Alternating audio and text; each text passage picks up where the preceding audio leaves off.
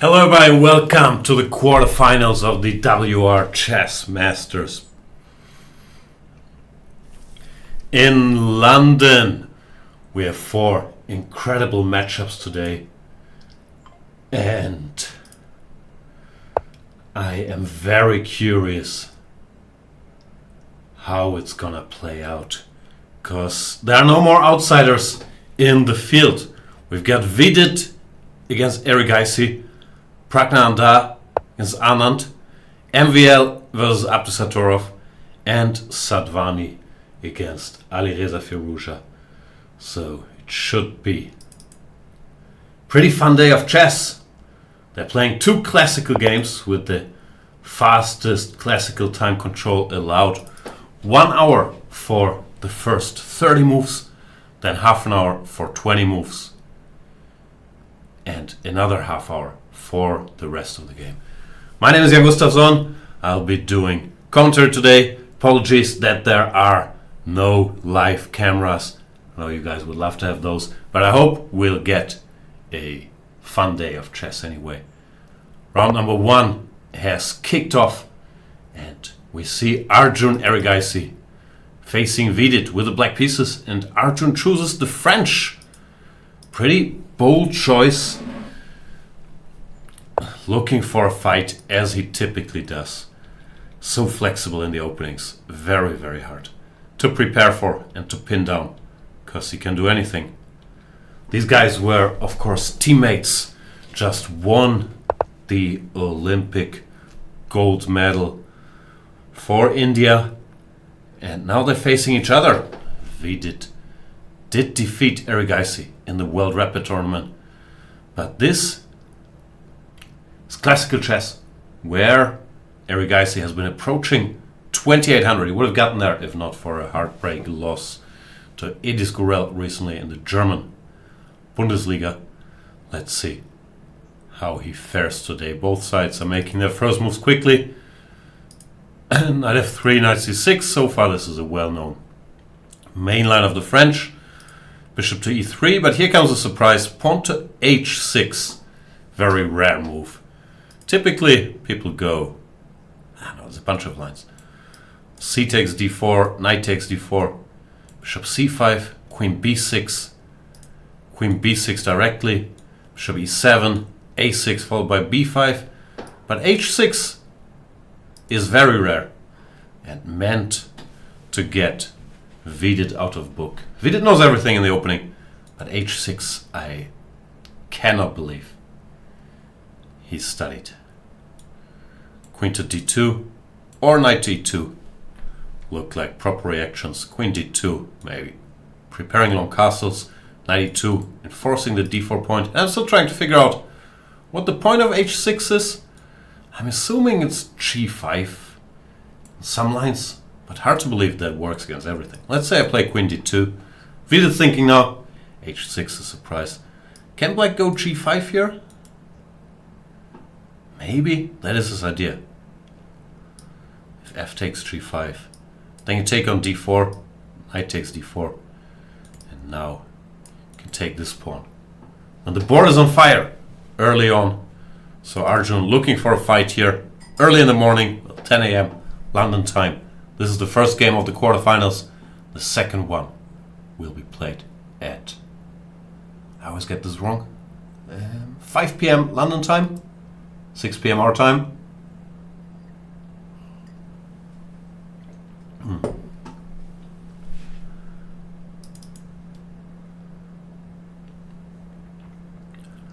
Let's look at our next matchup. Praggnanandhaa versus Anand. 2 generations of Indian top players here. Vidit-Anand, the legend, world champion, against Pragg, who's been steadily climbing up the ranks, another Olympic gold medalist. Pragg didn't have a stellar Olympiad for his incredibly high standards, but still contributed greatly. The team was carried by Vidit-Erigaisi and Gukesh, who felt like they won all their games. I don't recall their final scores, but it was something absolutely insane. Gukesh, I think, had like 9 out of 10 on the top board.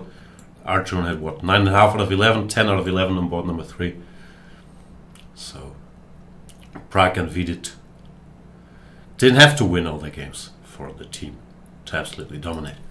Let's see what Anand does. He plays a Slav as he did in the round of 16. Knight to f3, knight to f6, and pawn to g3. This is more common against setups with e6 against the Catalan, but it's turned out that it is also a viable option against this Slav. Black has a choice here to go e6, g6, or the most principal move, d takes c4, which is what Anand plays. Bishop to g2. Once again, bit of a choice. g6 is still very possible. But Anand goes b5. Gathers the pawn. Short castles, e6, knight to e5. This is the introduction to some very sharp lines. I was looking at this a while ago. Something like bishop to b7, pawn to b3, c takes b, and queen takes b3. Offering another pawn, queen takes d4. Now bishop b2 or bishop f4 also possible. Well, white is 2 pawns down, but black loses a bunch of time, and this becomes incredibly complicated. Something like queen c2, queen c5, queen goes somewhere, queen d6. Some very strange lines. We'll see who did his homework better here. Pragg blitzing out his moves. But yeah. 2 incredible marquee Indian matchups, and that's not all we have. We also have MVL against Vidit-Erigaisi, the Uzbek star. And in that game we get a Caro-Kann. I must say we get a French. We actually get a French in either of our last remaining matches, because the other match is Sadwhani against Vidit-Erigaisi. So we have a French in Vidit-Erigaisi, in MVL-Abdusattorov, and Sadwhani versus Vidit-Erigaisi. This is a Caro-Kann. Knight f3, e6, bishop e2, c5. The very main line of the advanced Caro. Bishop to e3, c takes d4. I used to play queen b6 here, which leads to some incredibly messy stuff after knight c3, knight c6. Or pawn to c4. MVL lost the game here to Caruana in 2014 during that epic run Caruana had in the Sinquefield Cup. But this time he has the white pieces. C takes d4, knight takes d4, knight to e7. Another main line here. White has a broad choice, short castles. I think knight c3, I've seen knight d2 to bring the knight here. Even a move like bishop g5, trying to disturb the black setup is possible. But MVL plays c3. Very calm looking move. Knight b to c6 and short castles. Is offering the pawn on e5. So be my guest. This, to my mind, is a red line. This c3 short castles thing. And it's very possible that it's designed to surprise Nordibek and get him out of book as well. So important to get your opponents out of book. At top level chess, it's hard to find a mathematical advantage for the white pieces anyway. So you want to use them at least to surprise your opponent. Knight takes e5, queen a4 check. This hasn't been played yet. Just curious. Queen to d7. I guess the point is bishop to b5. Some knight to c6. You have to take this one, because if this one goes here, then f4. There's trouble. So knight back to c6. And now white would have to show what he has in mind. As compensation for the pawn he sacrificed. Probably it's c4, trying to open the position even further. Preparing knight to c3. This looks scary, unannounced. Interesting opening idea by MVL. And my best guess would be that Nordibek doesn't want anything to do with this pawn on e5, and he will play something more solid. For example, knight takes d4 looks quite normal. C takes d, knight c6. And now we get a fairly standard position.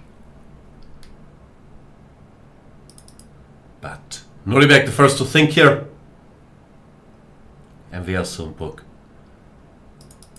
Don't have moves yet on Sadwhani versus Firouzja. Let's hope Sadwhani didn't oversleep.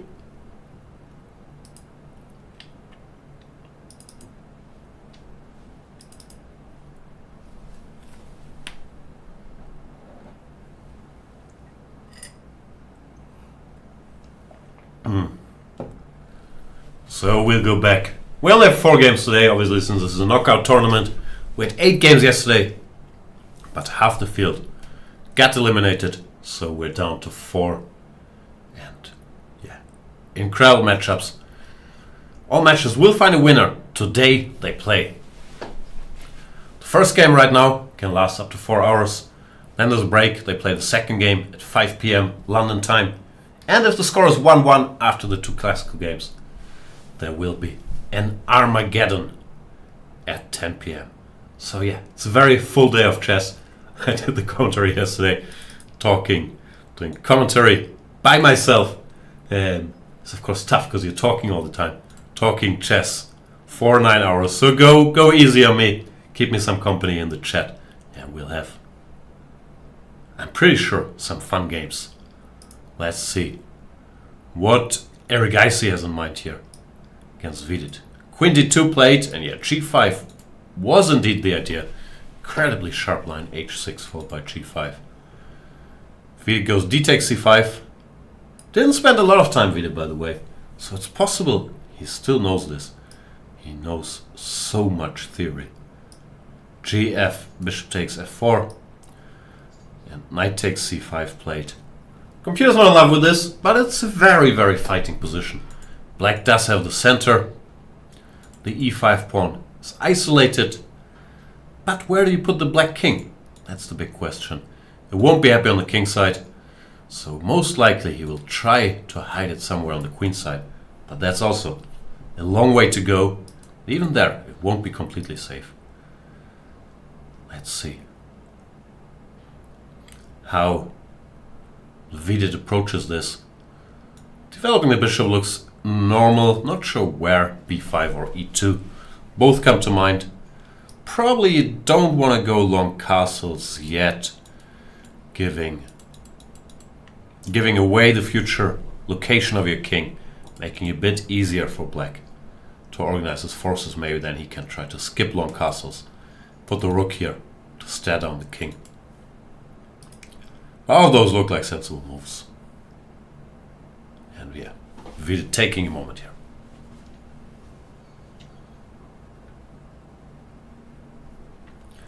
Danger Mao saying we're following a young Firouzja versus Akhtistan in a fair number of lower rated games. In the Erigaisi game?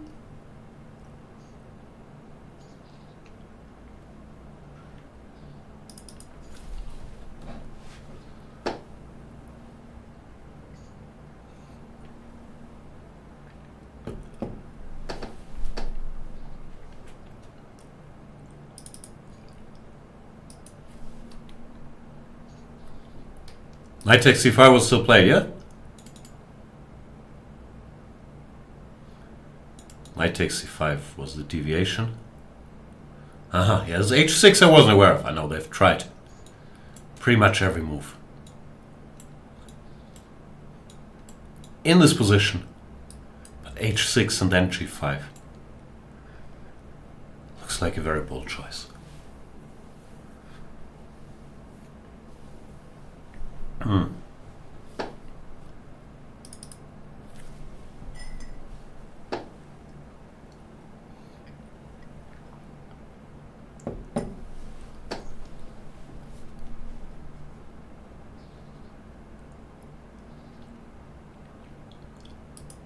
Praggnanandhaa game, 95 bishop b7, b3 c takes b, and Pragg decides to recapture with the pawn. I was talking earlier about this option, to sacrifice the d4 pawn as well, go queen takes b3.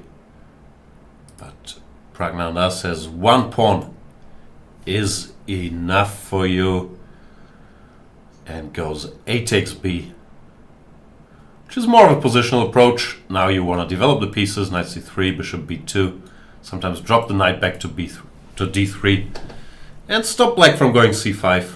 As long as black doesn't get c5, the extra pawn he has won't really be felt.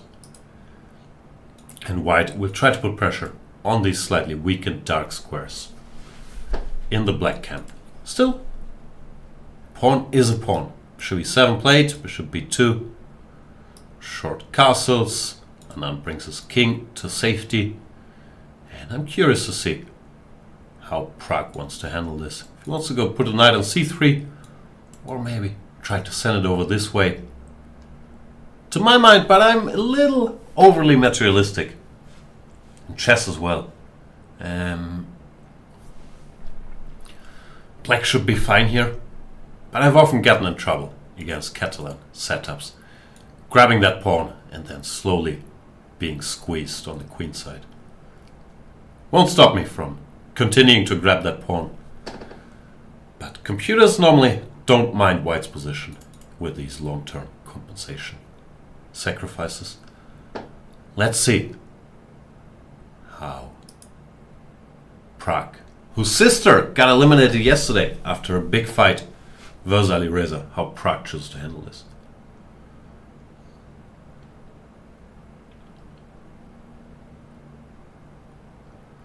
Ayush Agrawal saying Vidit is weak, he's going to lose. I don't know how you define weak in chess.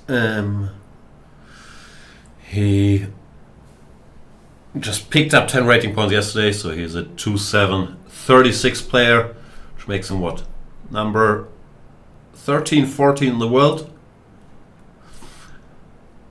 I don't know. I don't like the term weak. This is an incredibly good player who's worked incredibly hard on chess all his life and has become a world-class player. So let's not call him weak.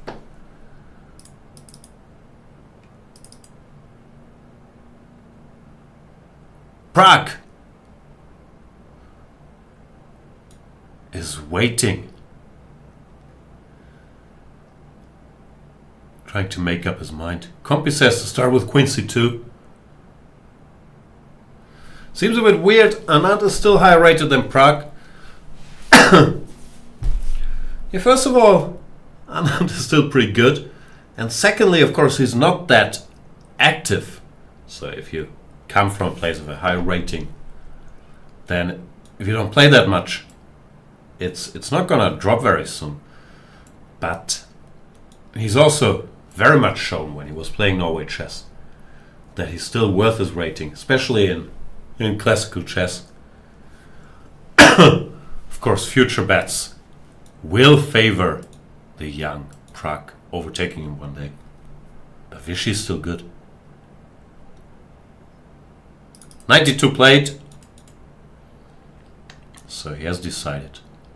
Maybe on this route, maybe also just wants to clear the way for the rook to come to c1. Knight could potentially also go to e4. Sometimes you want to exchange this guy. Like I said, I like pawns. I would, play a5, 95.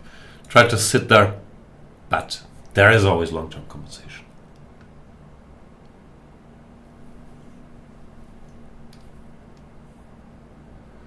Getting a bit concerned about the Sadwhani-Firouzja game because I still don't see moves here.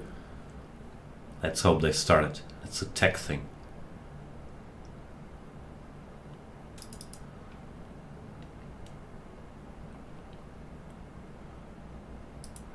Meanwhile, yeah, Noribek didn't want to take this pawn, but he also didn't want to exchange knights. He played pawn to a6, covering that square. Pawn to f4, saying, okay, if you don't want the pawn, I'll keep it. And now, what's he gonna do next? Is he gonna do the Arjun, play g5? Possible, but of course, leading to another incredibly sharp position. Sadwhani's not at the board. He probably overslept.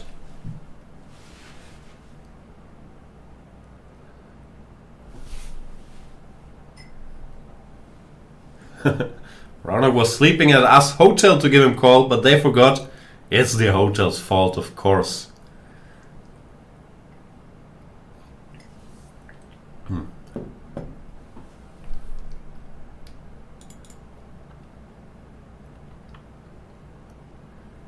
Did he get forfeited? Did they have 15-minute rule? What's going on?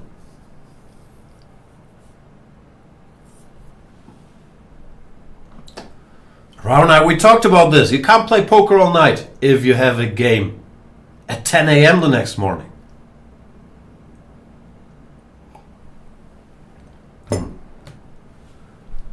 Wow, that's incredible. He beats Parham Masudlu 2-0 yesterday. Then gets a chance to play Alireza. Doesn't make it to the game. I sympathize because my daily rhythm is also not optimized for being awake and ready to play chess in the morning. But yeah, it's still a pity. He did get forfeited, so Alireza wins the black game by default, which obviously makes him massive favorite to get to the semifinals. Now he can go take a nap as well and then prepare for the white game. A draw would suffice to get into the semifinals, but we've seen yesterday Alireza is also fighting for rating, likes to play chess. I'm pretty sure he will try to play a full game in the afternoon. Chess players are used to not play before 1 p.m. Yeah, normally tournaments, the games start around 3 p.m. So of course, your routines and your biorhythm is more optimized towards playing then. Also, most chess players, I know, not all of them, but most are sort of night owls, which I guess also happens organically if you don't have a reason to get up early in the morning and don't have a reason to go to bed early, that your schedule moves more towards the night hours. But yeah, this is a different format. 2 classical games per day. And yeah, gotta make it to the board at 10 a.m.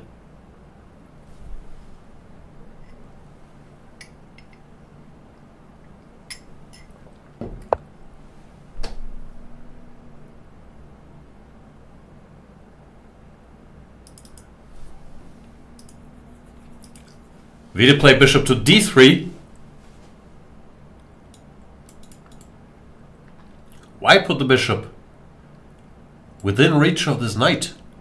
Why not bishop e2?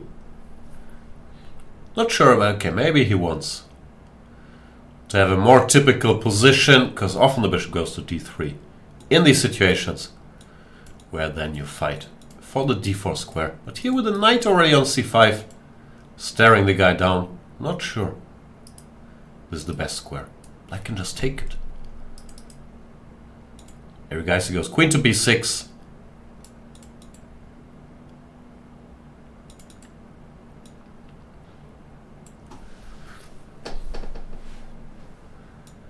By the way, how badly am I bungling the pronunciation of Erigaisi? People have tried to teach me, but I'm still not very good at it. It's more Erigaisi? How do you pronounce the S? If we have anybody that can teach me a bit better, that'd be very welcome. Vidit I can handle.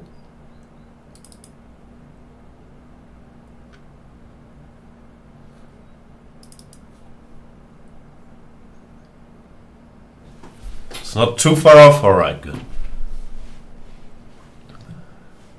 So queen b6 played. Long castles looks normal. You could still change your mind and try to keep the bishop. I would be odd to move it twice. Bishop d3, queen b6, and then bishop b5. So yeah, long castles played. Bishop d7. Still doesn't want to take this guy. Probably correctly is assuming he's not going to move it again and put it on e2. So then what's next? I don't know, king b1 would be a normal move. Assuming long castles. And now white has to come up with some sort of plan. Maybe put this bishop back on e3 to try to control the d4 square. It's a weird position. I wouldn't be happy playing this against Erigaisi, who, first of all, seems to know what he's doing. He's still blitzing. And secondly, he's so incredibly good in unbalanced positions. Well, Vidit, obviously, is also double-edged. Is very, very double-edged.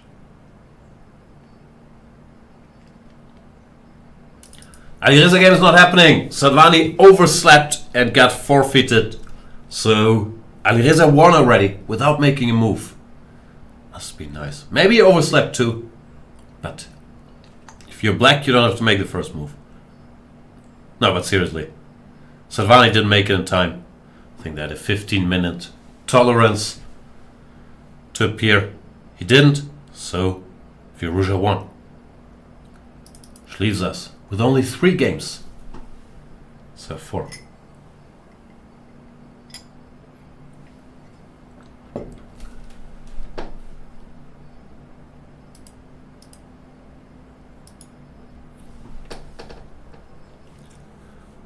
So Nodebek after f4 goes rook c8, which is a bit non-specific. Useful move, of course.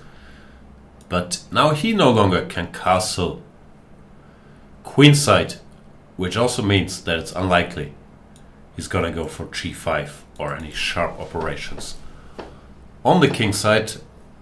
And I would think that white is in pretty good shape now. You can just play knight d2, or you can decide to capture really either piece. I like bishops, so I will think about just taking and going bishop f2. Then you want to go bishop d3, knight d2, knight f3. Maybe g4 one day in the future. But yeah, this looks very nice for white to me. Black is not lost or anything. He can, I don't know, probably go for a setup like this. But such positions usually do favor white. You can play on either side of the board.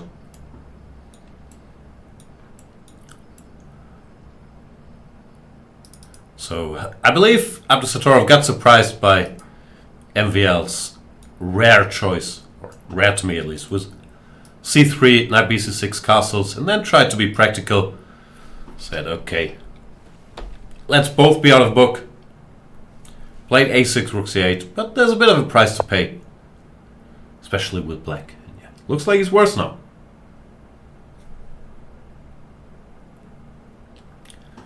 Chiara, good morning. Do the players know if they're black-white the day before? Yeah, they do know.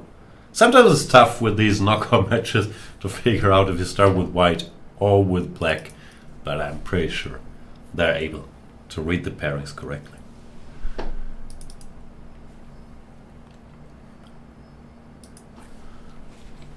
Bishop d3, queen b6, long castles, bishop d7, and bishop e3 played by Vidit. Pinning the knight, although it's not that pinned, because knight takes d3 is a check, so you can still very much take. And after queen takes d3, because cd doesn't work, then d4. So queen takes d3 is forced. Here a typical move would be queen a6, saying, let's play an endgame. You can double my pawns, I don't have the 2 bishops. I'll have control over the center. Potentially, this b file doesn't look too terrible. The game slows down a bit, which is maybe also what Vidit had in mind. But I think this looks quite playable for black.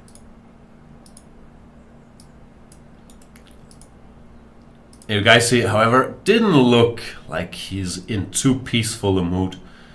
And long castles just keeping the tension. Maybe is more in line with how he's approached this game. Self-simplifying. So it looks like he's taking time for the first time in this game to weigh his decision if he wants to take or keep the tension. some players went to the Natural History Museum during the Global Chess League. Maybe Alireza is there on his morning off. I don't know. I'm not a betting man, but if I was, I would bet quite heavily against Alireza, thinking, wow, free morning. I'll go to the Natural History Museum since I don't have to play chess. My best guess is he went back to bed.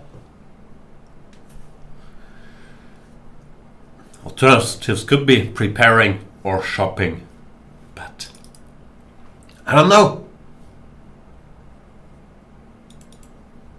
Can't picture Alireza spending this morning in the Natural History Museum.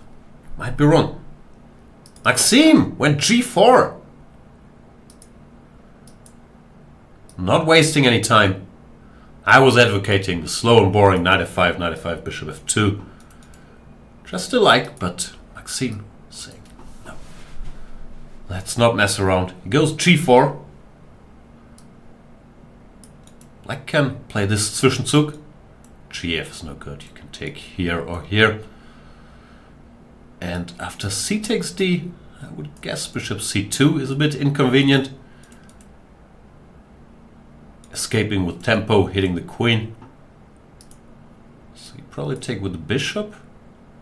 Then why is this so great? Bishop goes away. f5 is still covered. Black's maybe ready to play h5. Like let's say knight d2, h5. Sort of a typical pawn sacrifice. If white takes, the bishop goes away, and white can no longer break through with f5.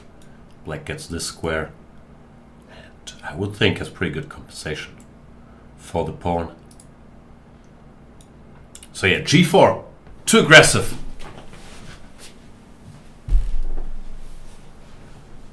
But he's an aggressive player.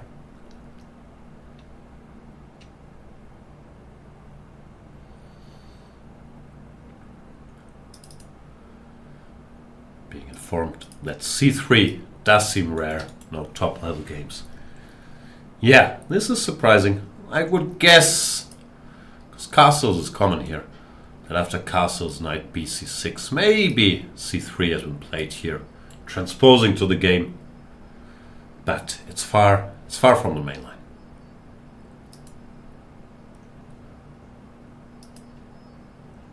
So I like white's position, but this g4, not a big fan of it. It is the kind of move that gets you banned from the Chicken Chess Club, that's correct. Especially if you can grab a free bishop and then shuffle your pieces around.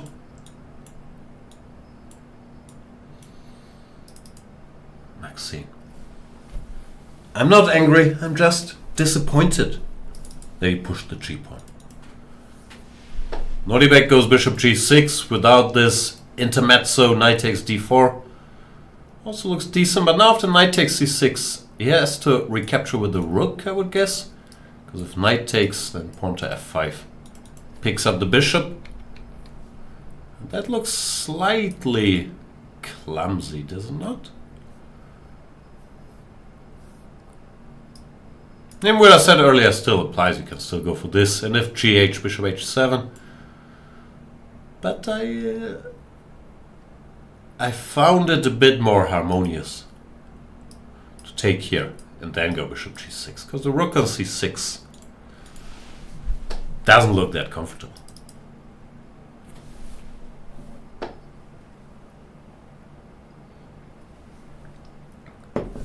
Fresh should be held responsible for MVL playing like this. Fresh is already being held responsible for the Shevchenko thing, because they were teammates, no? He can't be responsible for everything. He's a very powerful man. But not kingpin level powerful. Be assured of saying the Natural History Museum is so crap. Why? What's wrong with it? What can you see in the Natural History Museum? What is natural history as opposed to, I don't know, unnatural history? I'm curious. I'm in London, I only go to whatever. The Harry Potter Museum. Madame Tussauds. Nothing. None of the smart stuff.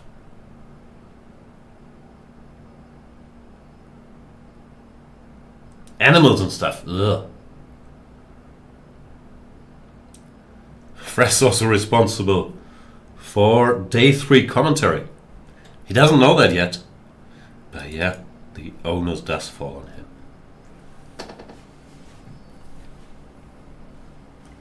Knight to d2 played.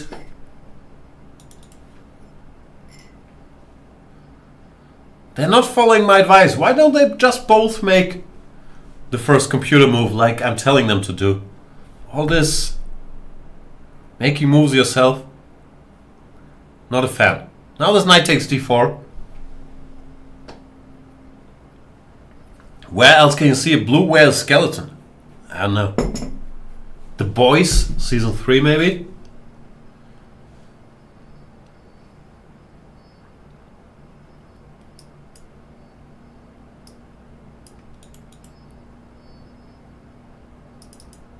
I don't like what Maxim's doing. Maybe he's also not a morning person. This whole g4 knight d2 operation. Not a fan at all.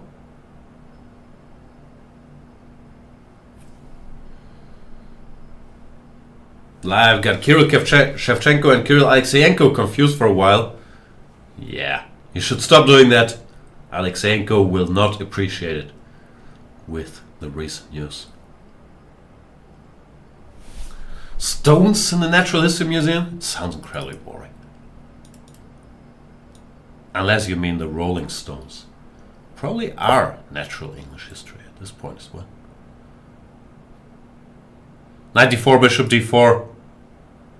Now you can go knight c6, because then f5, we have some tactics. Takes.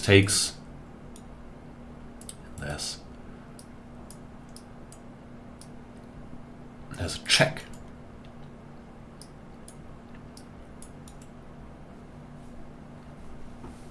This line continues.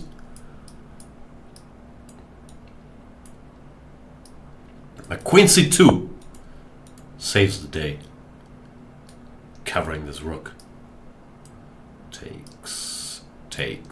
Black's fine. Alright, so it's sharp. But I'm still bitterly disappointed by g4. How dare you?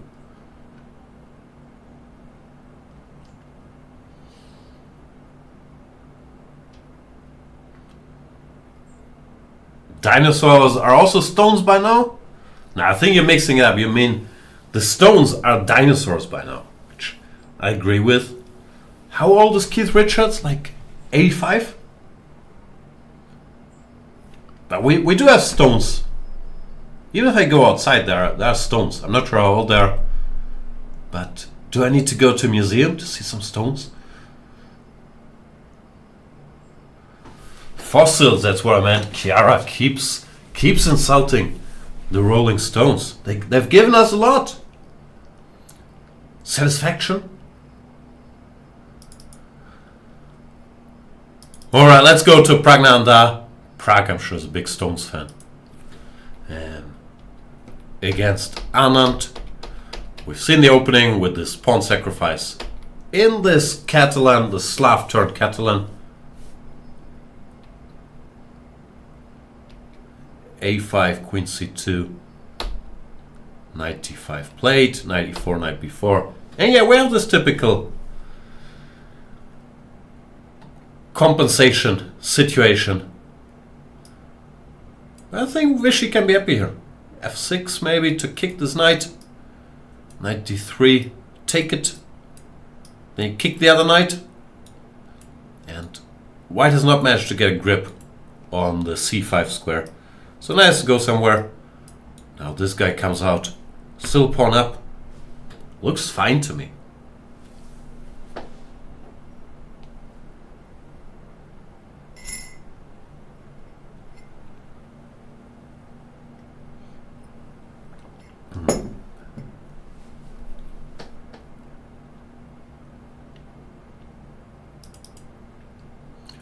Now, I don't know much about Prag's music preferences.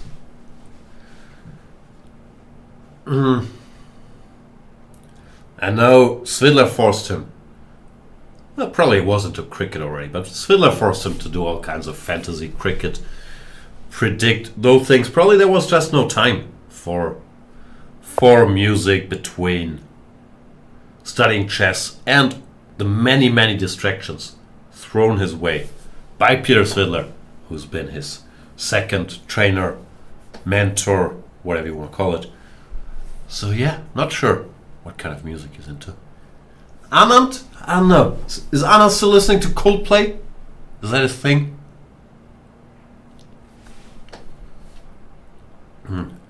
During the World Championship matches, these guys, they will listen to Coldplay and Rammstein. I think pretty much on non-stop repeat. It's been a while.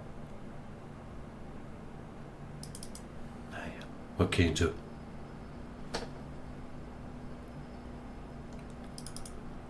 So Anand is doing well here, made it out of the opening, very alive with an extra pawn.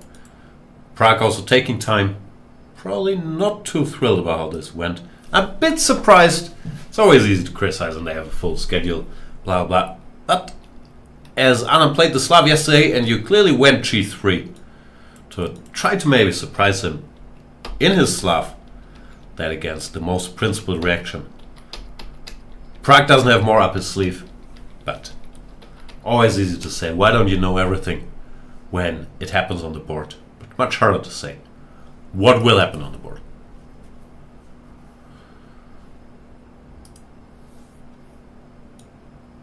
Erigaisi decided not to trade any pieces. Yeah, he's very much in a fighting mood. Went queen to a5, sidestepping this pin, king b1, and long castles. Keeping the tension.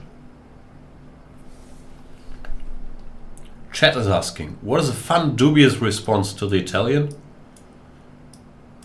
I don't know, f5? Very dubious, but probably Pragg has a file on it.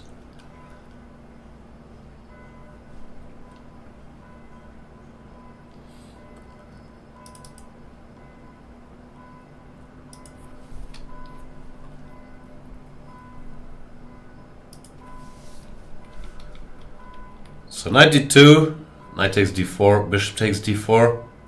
Again, not the computer move, not the back. He goes queen e7. This is natural, he's trying to keep an eye on the f5 square before moving the knight. But yeah, Compi say you could start with knight c6 and f5 was not yet a threat because of this stuff. But he goes queen d7 first. Maxime plays knight b3. Now the knight comes to c6. Now that f5 is covered.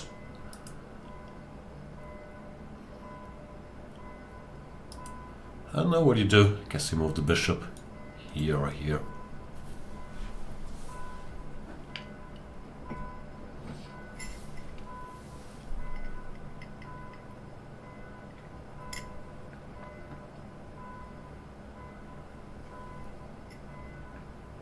Svidler probably makes him listen to Bob Dylan on repeat. But a secret, it's possible. I think Svidler's a big Dylan guy. Yeah. Would fit. You guys excited about the new Timothy Chalamet Bob Dylan movie? Yeah, I mean,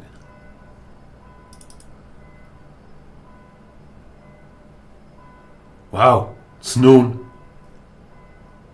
The high noon bells are ringing.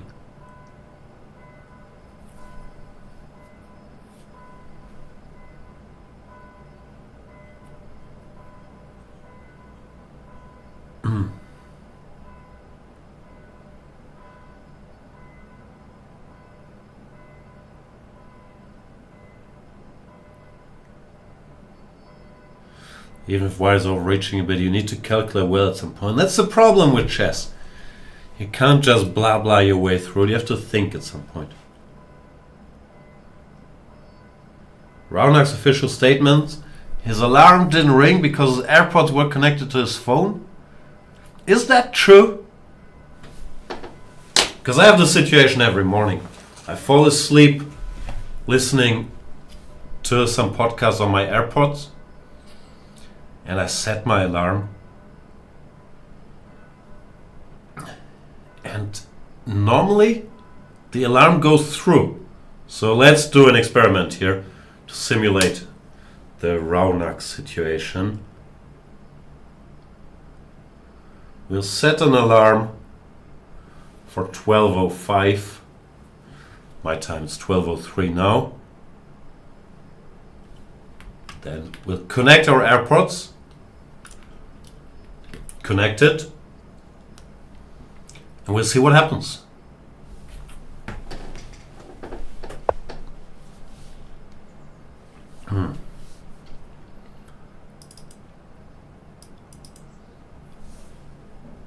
It's science, kids.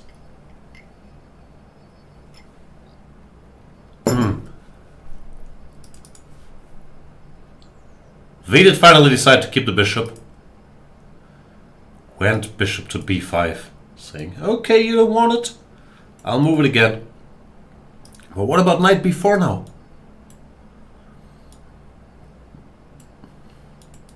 It's probably also what Raunak is asking himself. What about the night before? Was it worth oversleeping?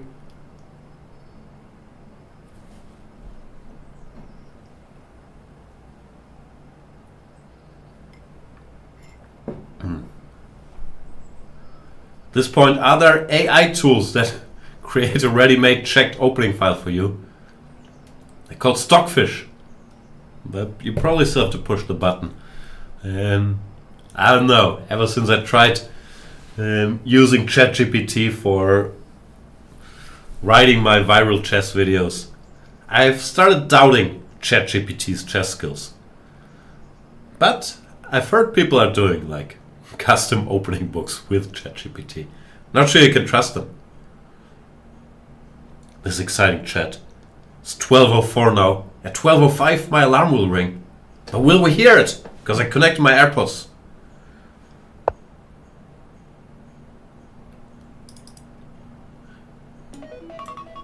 Alarm is ringing. Can you hear it? I hear it on my AirPods.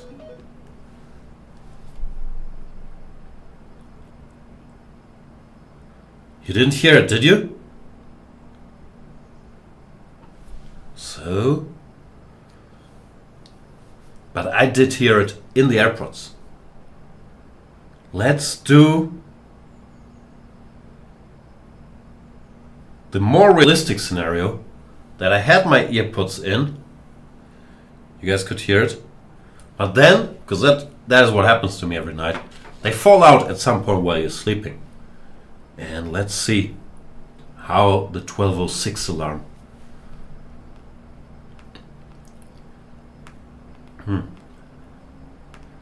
You guys can see, by the way, from my scheduled alarms that I have very healthy sleeping routines. See, 12:06, AirPods connected but out. Raunak, we've done a scientific experiment. That's not what happened. Is there any chance you overheard the alarm?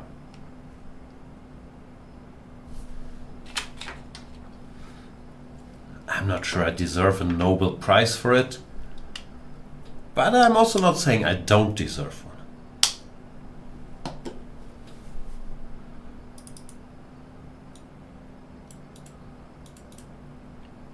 Do you guys hear they gave a Nobel Prize to the guy that invented the counter beer? The guy that came up that when you have a hangover, you should drink another beer in the morning to counter it. They gave him a Nobel Prize.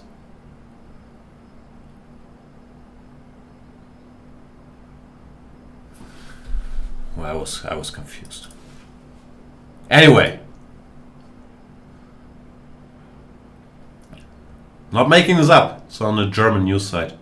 Postillon. They wouldn't lie to me. What's Pragg doing? Still thinking? Did he go to the hotel to look for Raunak? It's too late.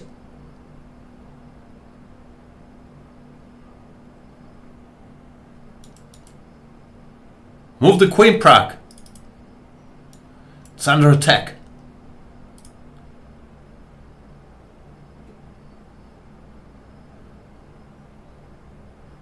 Nobel Prize for beer, that must be a German thing. Yeah, Nobel Prize is famously a German invention.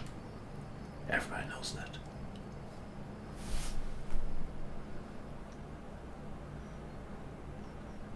Alfred Nobel.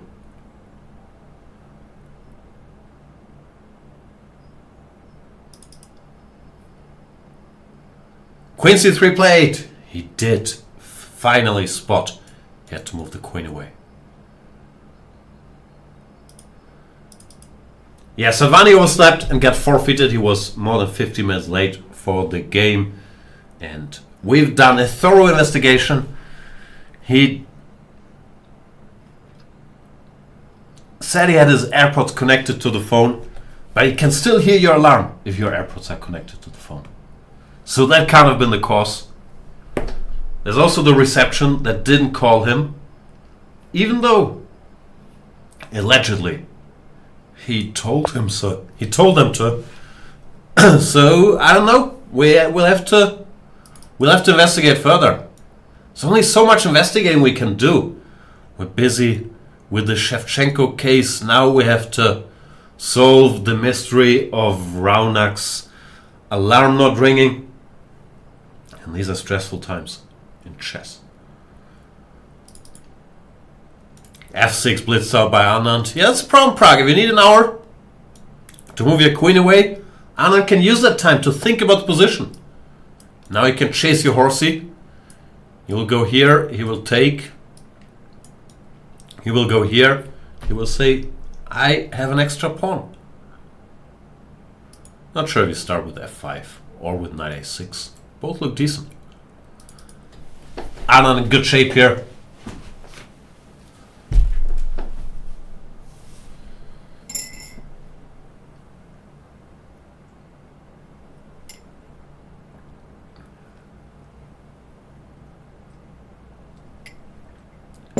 Sam Bridges of Königsberg saying, really reminds me of the Morphy quote on a great chess player being a sign of wasted life. I don't know. Is there an actual quote? How to go for Morphy after he quit chess? I think actually chess is what keeps many edgy people half sane. So I'm not with Paul on that one. We solved the Shevchenko case. Frest did it? Okay. That sounds likely. f6, knight g5, f4, d5? What? f6, knight g5, f4, d5? What are you talking about?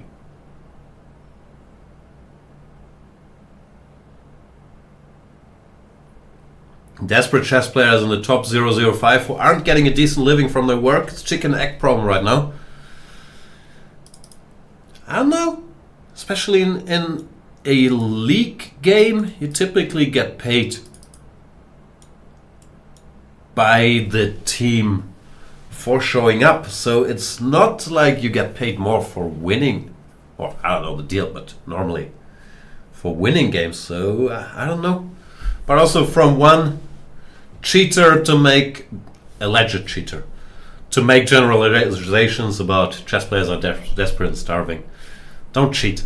I mean, there are cheaters in many fields. Yeah, it's sad. What can you say? Flashback to Pragg Gukesh from the candidates where Pragg lost a bit. Yeah, he's playing this very sharp line, sacrificing a pawn. And I'm not sure it's his natural habitat, although of course he's good at everything. But Pragg is so good in like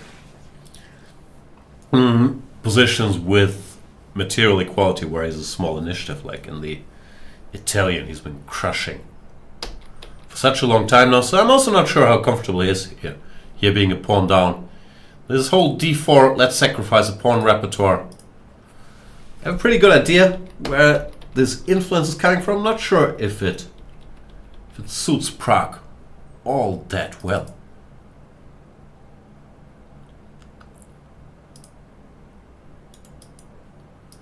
Queen takes d3 played. And yeah. f5 probably is a good move.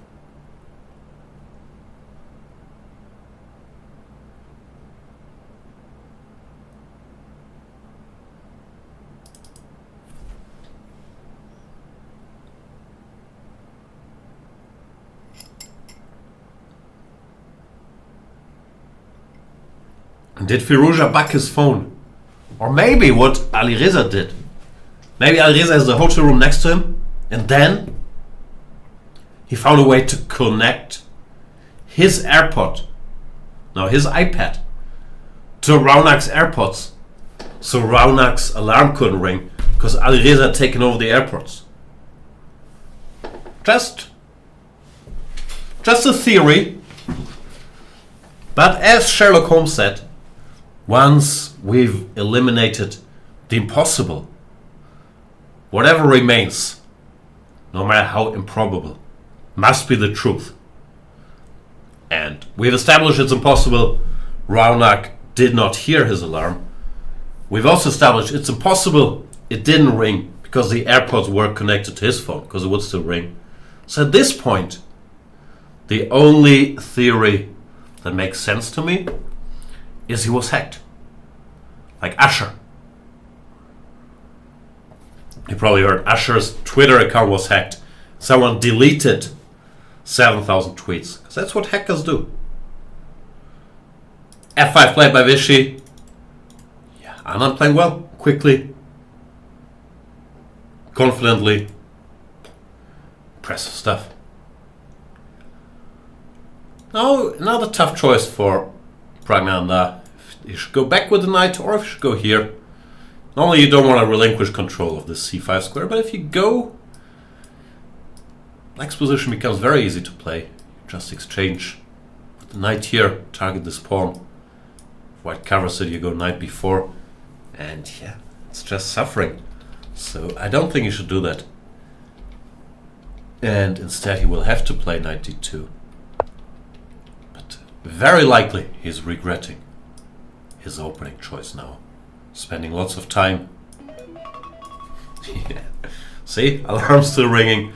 Okay, enough snooze. We're awake.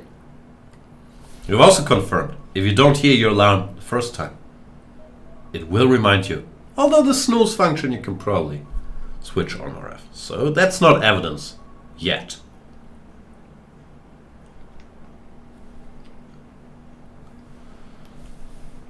Still.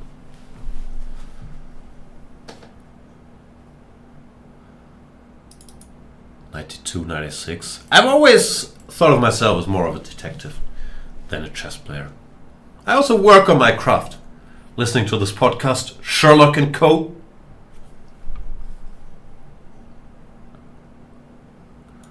Just solved the case of the handsome bachelor. Can you get banned for trying to sabotage your opponent getting to the game? I should mention, by the way, whilst we're joking, Alireza did not sabotage Raunak getting to the game. But it's still an interesting question.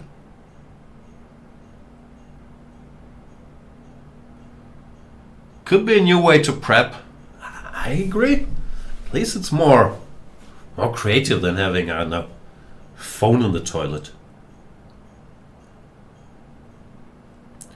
You could stage like, I don't know, I've watched some videos, probably you guys have as well, on fake taxis. You could stage a fake taxi operation, send it to pick your opponent up, and then drive him to the other side of town. Just throwing ideas out there. 50 minutes tolerance? Sorry. You're not in Notting Hill anymore, buddy.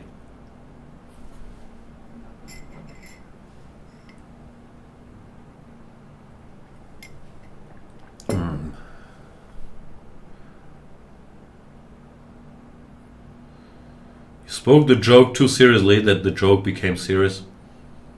I've been accused of doing that.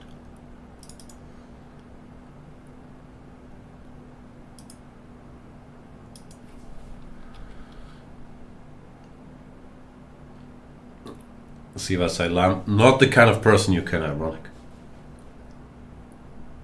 Bishop b6, bishop e7, rook c1 played. I don't know what's going on here. Both sides didn't make the first computer moves for a while, so I'm upset with both of them. In their defense, they did show up for the game at 10 a.m. I guess you castle. Looks like equalish to me, I would guess. Maybe white is slightly for choice. You can grab the bishops. But Maxime could have grabbed the bishops. Under much better circumstances earlier. He didn't do it.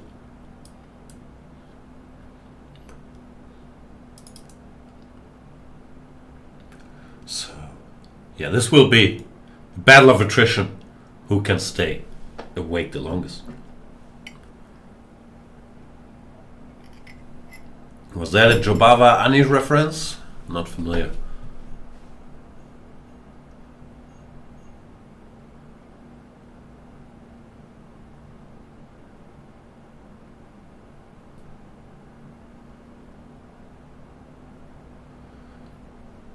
Kiara's talking about TV show The Queen's Gambit, where the one girl talked Beth into drinking, and then Beth overslept.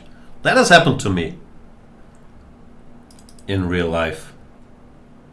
Normally weren't girls, and I didn't have to be talked into it. But potential opponents or people that don't have your best interests at heart, offering you another drink or let's go to the club. Our game tomorrow's at 1 p.m. Don't worry about it. Gotta be careful. It's a jungle out there.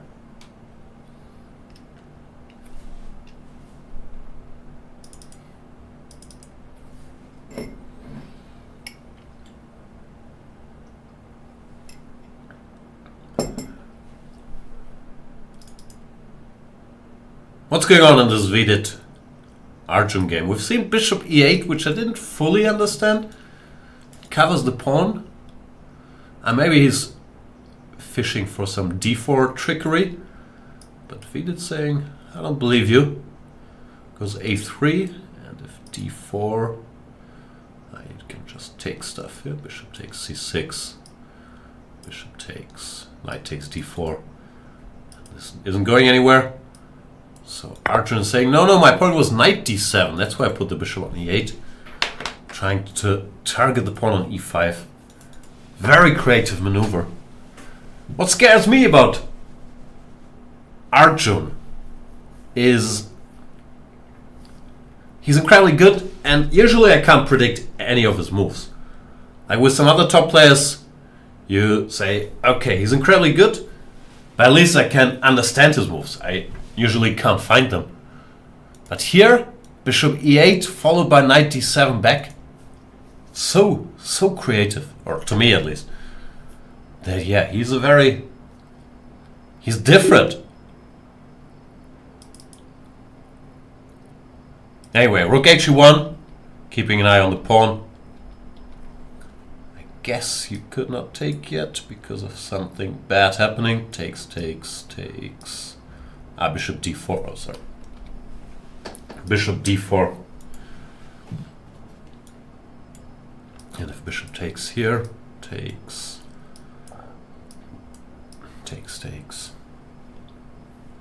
Too complicated, but computer says white is winning here. After c4.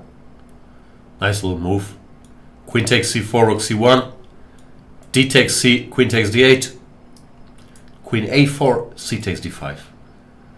And the c file opens. And so do the floodgates. Deep stuff that was probably an easier solution. But that seems to work. So Arjun is saying, please give me the bishop. a6, bishop c6, bc. Position remains very, very sharp. Black has a bunch of long-term trumps. He has the two bishops, and he has much better control over the center. But he also has a bunch of short-term problems. Weak king. These pieces not developed. Rook's not connected. So stakes are high. I used to say stakes is high, like De La Soul. Then people would correct my grammar, would hurt my feelings. So stakes are high because Vidit has to do something. He has to play dynamically, because if you just shuffle pieces around, long term, you'll be worse. And I'm not sure if Bishop F2 does not qualify as shuffling pieces around. I think Arjun is probably reading Vidit very nicely here, making him play a position he's not comfortable with, because he's structurally, statically, somewhat worse. But maybe I'm also overthinking it, and Arjun is just making moves. Still, Bishop F2 played, King B7, good move, covering C6 just in case. Here comes the horsey, Knight D4. Why is the fight for these dark squares on the queen side? Will he be in time? I don't know, let's say queen goes back, horsey jumps. Can we play C5 or is that? No, that's too much. Then there are sacrifices.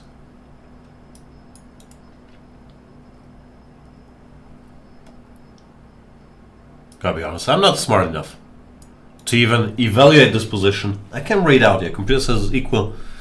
But my senses tell me black is better because of the bishops and the center. But I'm probably also underestimating dynamic factors. Like king a little weak here. Yeah, here. Why should black be better? Queen E2. Targeting the pawn. Very, very complex position. Is Caro-Kann good? Karen asking. Yeah, it's a good opening. I would think, in a sense of purely trying to equalize the game, one E5 and one C5 are maybe better than the Caro-Kann, but the Caro-Kann gives you a good chance to play a full game, get an unbalanced structure without having to burn your bridges. Positions aren't that sharp often in the Caro-Kann, more of a strategic nature. So if those are your leanings, I think it's a very good opening. But if you're trying to force equality, then go E4, E5.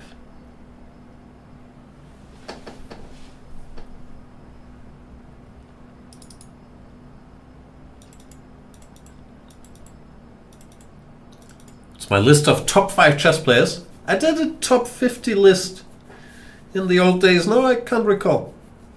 Kasparov 1, Carlsen 2, Fischer 3. Then, what was it? Lasker 4, Ayekhin 5?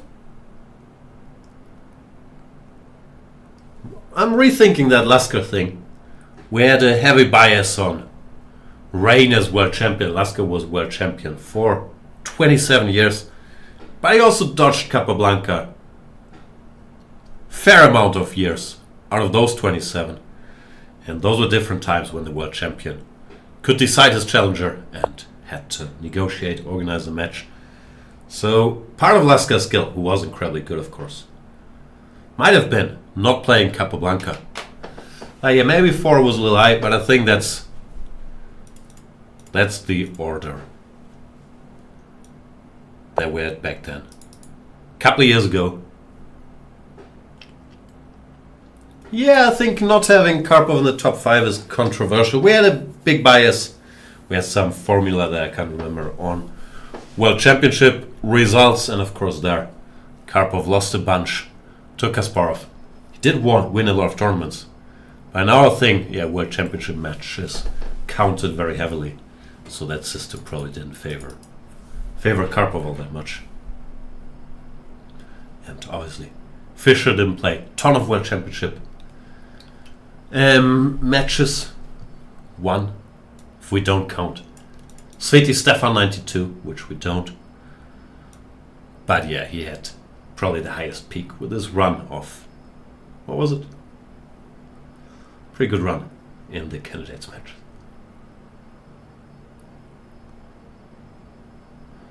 Bonus points for being almost Danish. Sounds like that. What happened to Alireza? Sadwhani overslept. Didn't make it to the game in time. So Alireza won by default. They will play again at 5 p.m. but Sadwhani, of course. It's a pretty tough task now. He needs to win against Alireza with the black pieces on demand.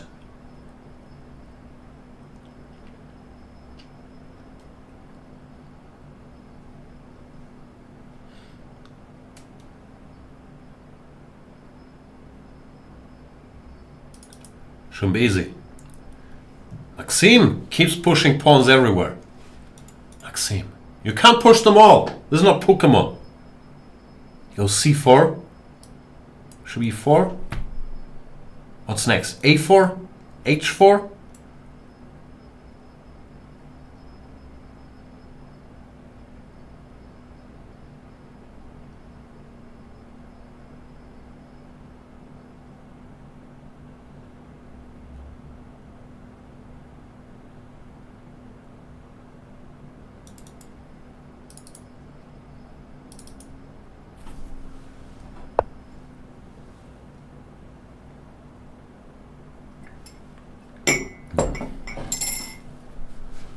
What's going on in the Anand game?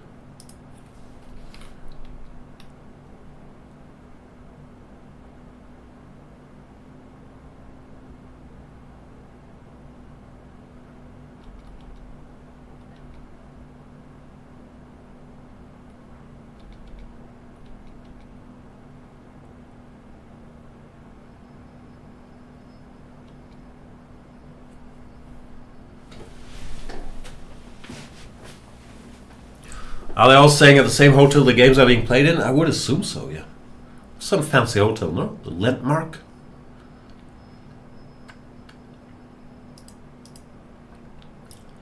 But if you're asleep, you're asleep. Sometimes it helps if you're playing somewhere else. Because then you know you have to get up because you have to travel there as well.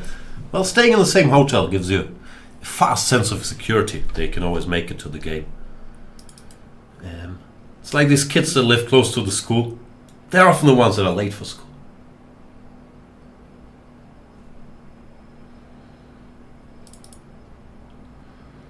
Where do I stand on the LeBron-Jordan GOAT debate? How about Messi versus Ronaldo? And the correct answers are Jordan and Messi.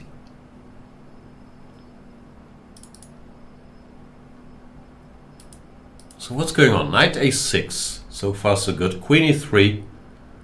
Hits the pawn and rook f6. Rook f6 looks slightly odd, does it not? Does cover the pawn. Yeah, I guess. He wants the knight to go here, so he didn't want to use it to defend that silly pawn. Although knight c7 looks pretty good. You rearrange. Rook f6, knight f3, knight b4, here comes the horse. Rook fc1. This rook bothers me, I always have to think about d5. But yeah, you can still go here. d5. You can sacrifice the exchange. This looks fairly harmonious for black. You have two pawns and nice pieces for the exchange, so that should be good. If you don't want it, you can also go knight d5 now. And then play some move. But it looks like Pragg has some compensation. Wait, you always had some compensation? Computer wanted knight c7, yeah. Kevin saying, Jan, is knight a6 in classical Slav playable? Smysov played it. I have no idea what knight a6 in classical Slav is. Sounds bad. Ah, you mean this? Yeah, it's playable. It's not very good. Like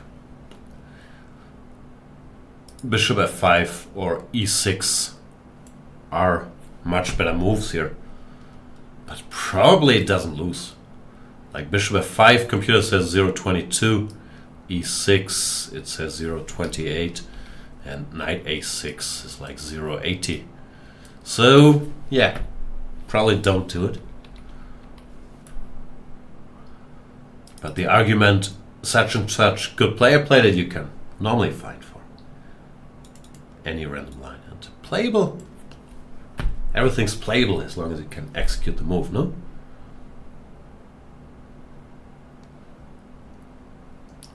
Fitolo is saying that Ronaldo and leaving the chat. Fair enough. I've been to the Cristiano Ronaldo Museum recently. A big museums guy. In Funchal, Madeira. He won a bunch of stuff and he had a bunch of jerseys, trophies.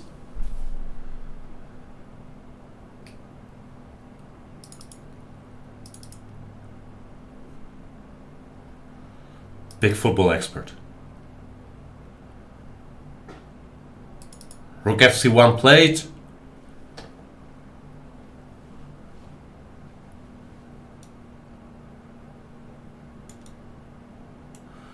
Yeah, knight d5 if you don't want to think about this, but bishop d6 looks fine. Like d5, knight takes d5. Yeah, I think it's clearly better for black. And you're clearing the way for the queen to come here. But Anand goes knight d5. Could be that this is a bit of a quiet draw for, because queen d3 you could go back and ask Pragg. Pragg, you sleepy too? You want to set our alarms for 5 p.m.? Make sure we don't put our airports in? And call this a game?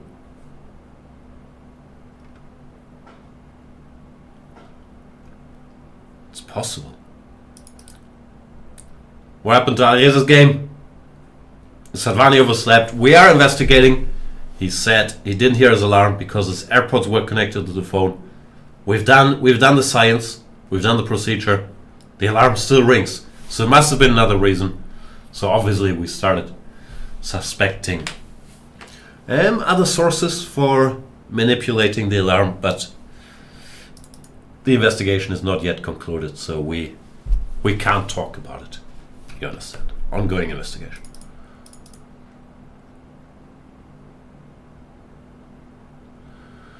c4, bishop e4, knight d2. Whoa! Compi is saying black should play this move. Knight takes e4, and looks like we hung a piece. And now queen to c6. Zwischenzug, or intermezzo, as Peter Leko would say. Hitting the bishop and unpinning. Hitting the knight. Not an easy sequence of moves. But Abdusattorov is capable of finding that. And apparently is also important. If you were to go back with the bishop, you might suffer a little bit. cd5, ed is met with f5, and queen d5, there's also f5. Which is still a mess, but it does trap the bishop for now. So knight to b4. Not an easy move at all.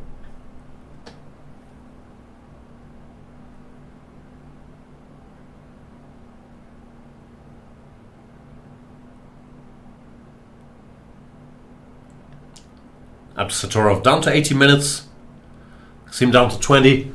The time control is strange in this event. Or it's an experiment. It's 1 hour for 30 moves. They currently at move 18, so still far away from move 30. Then half an hour for 20 moves. And then another half hour after move 50. I'm being told it's the fastest classical time control allowed. But it's still 4 hour games. It's not that much faster than 90 minutes plus 30 for the entire game, no? Probably it's a bit faster. It turns out classical chess games take a while.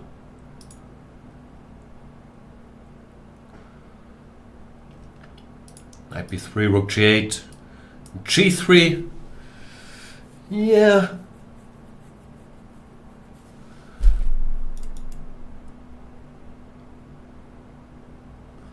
Looks like Arjun slowly taking over here. Not sure.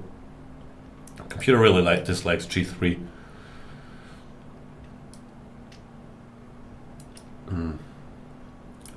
wanted to threaten some stuff with queen e3. That's what I said earlier. This is a position where white needs to play dynamically, and I think, once again, very broad strokes here, that Vidit prefers playing in positions that are like statically sound. Well, here he has some long-term disadvantages with the two bishops and the black center. So I would think he's not too comfortable with this. Rook c8 played by Erigaisi, maybe hinting at c5.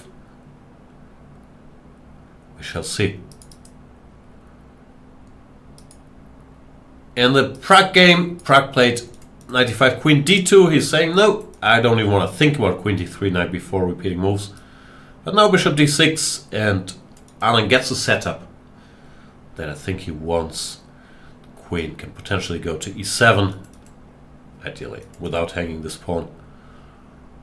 And then we can continue developing. Looks very sound for black. f5, of course, is a small weakening, but also stops white from going e4. The rook on f6 looks silly, but it can go back now that e6 is no longer hanging. And also ahead on the clock. So it looks like he's doing fine. I need a small break, need more coffee, and I need to go to the bathroom. So we'll be back in a couple minutes with the first time control, which comes after 2 hours here already, around move 30. Thank you guys for watching. Apologies for the low-tech nature of the stream. But we're still having fun. See you guys in a couple minutes.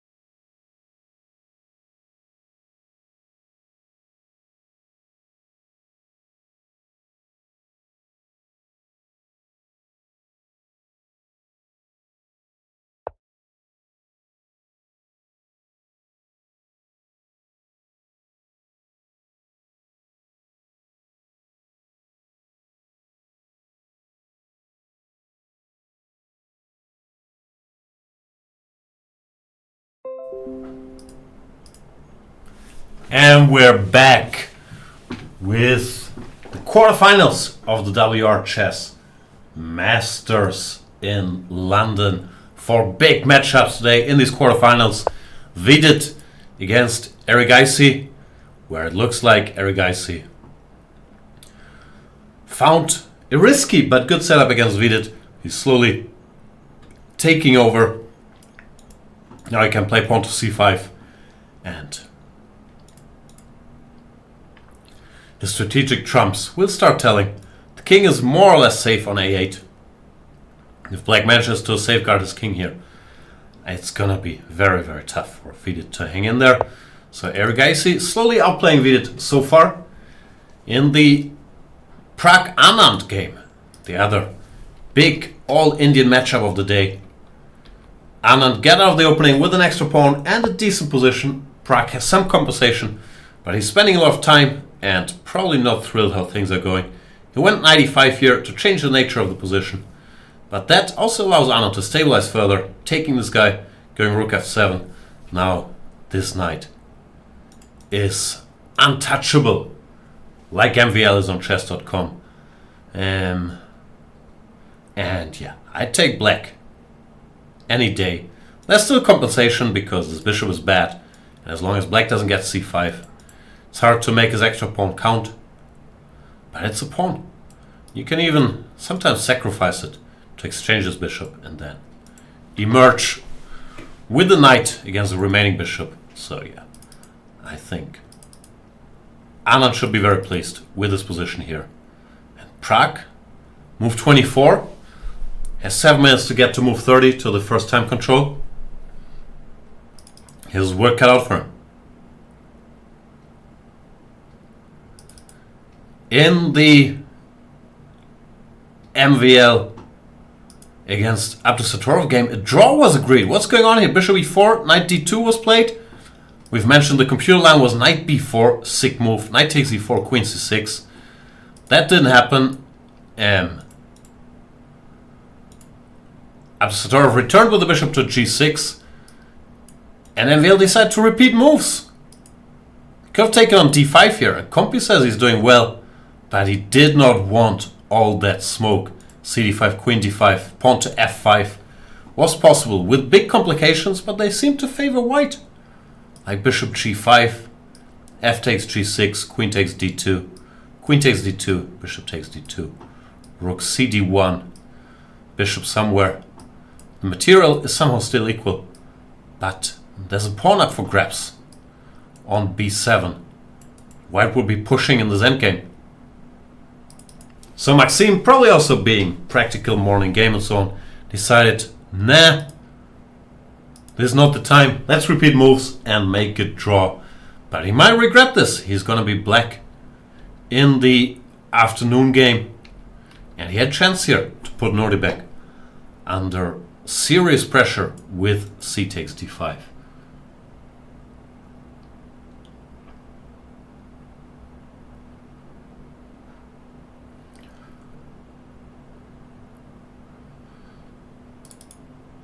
Yechin is saying Anand would be happy to draw both games and sit on 2750. I don't know. Pretty sure he would be happy to win both games and sit on 2760 as well. He's a competitor. He might not be playing often, but if you play, you want to do well. He has a chance here. Queen to b2. Now he can go c5. Get rid of this bishop. Clarify the situation further. He doesn't have to, but he could return the pawn and have this very pretty knight on d5. The white bishop is also nice on d6, but black also has a nice pawn structure now with the potential passer here. I'm curious if he's going to do that. Does look very decent for black. Now you just go for the a-pawn push. But of course he's not forced to return the pawn. Could play a move like rook d7 as well. Yeah, it's Pragg has to be careful here.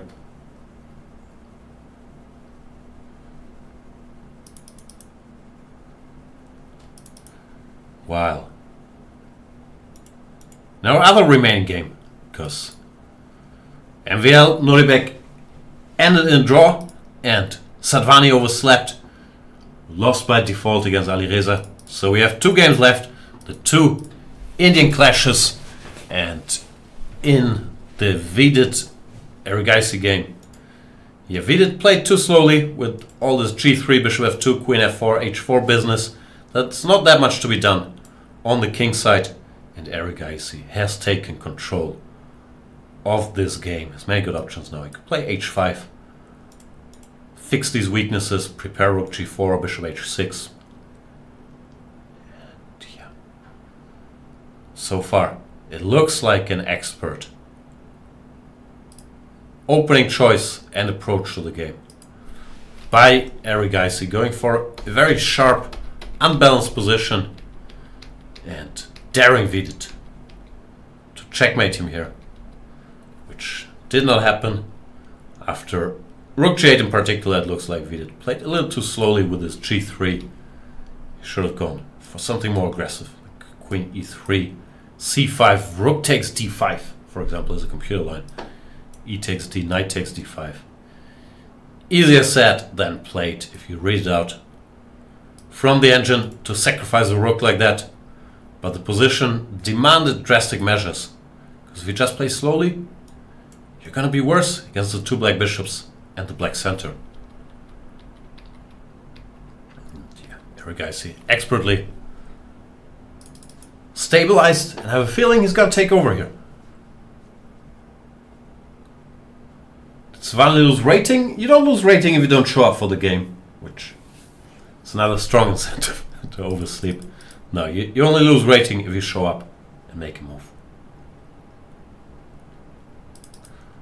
So Anand played rook d7, did not want to return this pawn. He does respect pawns. Bishop e3 played,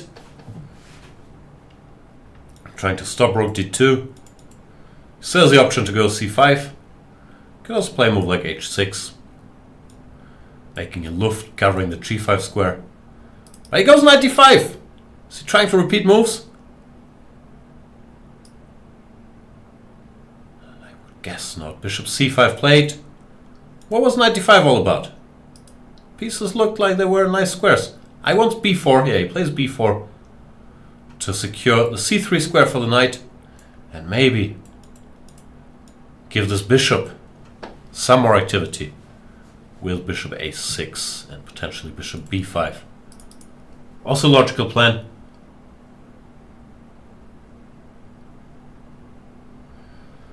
Yeah, at this point we might have to start thinking about Arjun being pretty good at chess. It's 2800 stuff. Outplaying Vidit with black here so far. He's very, very impressive.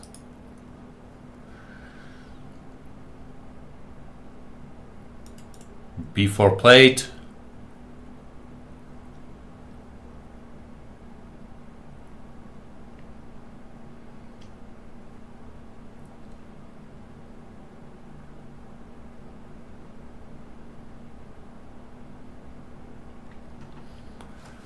What should Pragg do?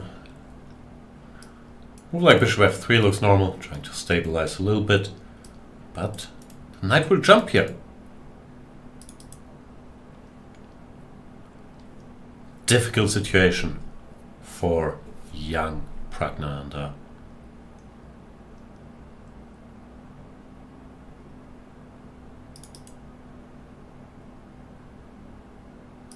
Compi says rook d1, and after knight c3 go rook d6. Nice little maneuver, trying to make sure this rook does not become stale, standing on c1, being dominated by the knight. Compi says it's still equal. Still take black. Without thinking about it, you can go knight b5 even. Let's see what he does. Time is ticking away.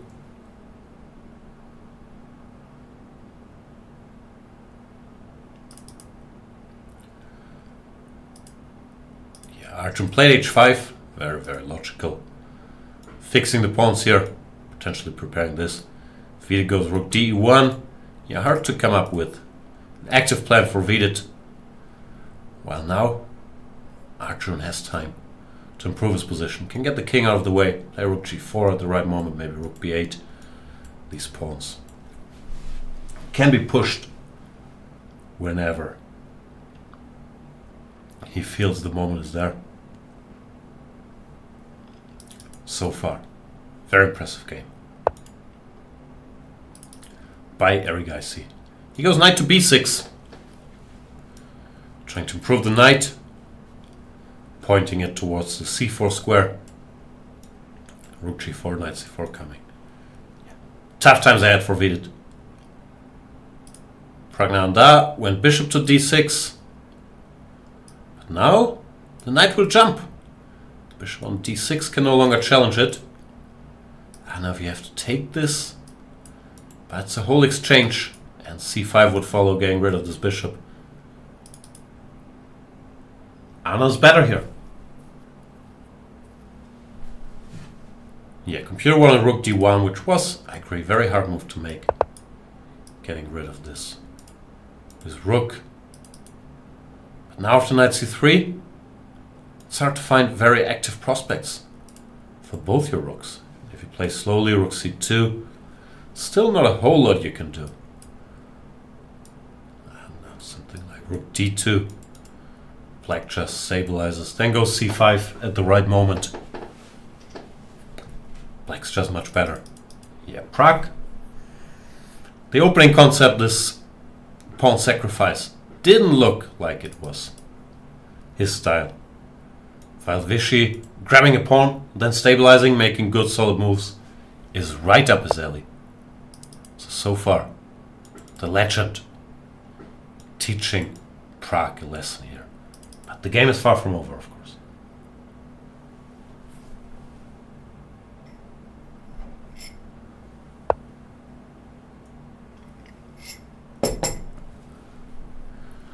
Two games that are over are MVL against Abdusattorov, where there are repeated moves here. MVL could have gone c takes d5. Computer says it's better. But he did not want to. So draw was agreed, and Sadwhani did not show up to the game in time. Was defaulted. But we have action. Let's go back. Knight c3. And Pragg saying, yeah, I'm not going to live with that knight here. I'm going to take it. But he's in trouble. Now c5 will come. Getting rid of this bishop, even at the price of a pawn. Let's say queen c5. Bishop g2, king g2. Then black will start targeting the b3 pawn, rook b7. This pawn is easily covered. This is going to be a very tough fight for a draw. And frankly, I'm not sure if you make it. Good news for him is he made the time control. Anna still has to make one move, because this is move 30. And now, this is a committal decision. But Vishy still has 12 minutes to decide on c5. Which I think he should play. If this bishop gets here again. If white gets some breathing time. He might have enough compensation. But after just c5, I don't really see.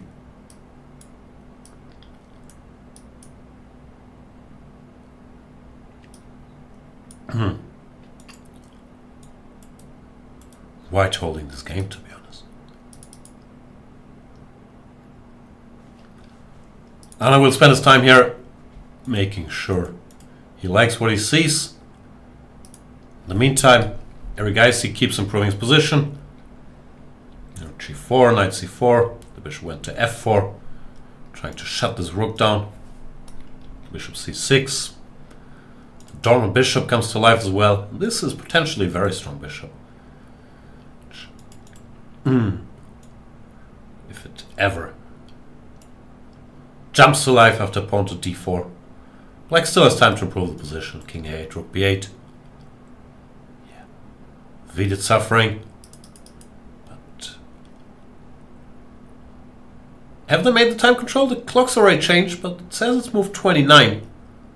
So technically they would need another move, no? Did we lose count? Did they repeat once more? Yeah, Anand did play c5. Classy game by the former world champion. Current FIDE vice president. c5. Getting rid of this bishop at the price of a pawn. Pragg will have a long, unpleasant fight. For a draw here. Got outplayed with the white pieces. Something that's not happening to him all that often. Excellent game by Vidit-Anand.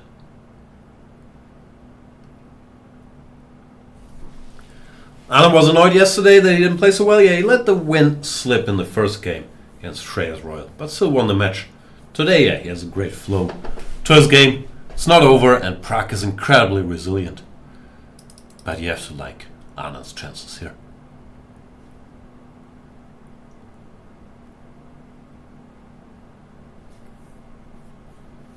If you could only drink 3 liquids for the rest of your life, which would they be?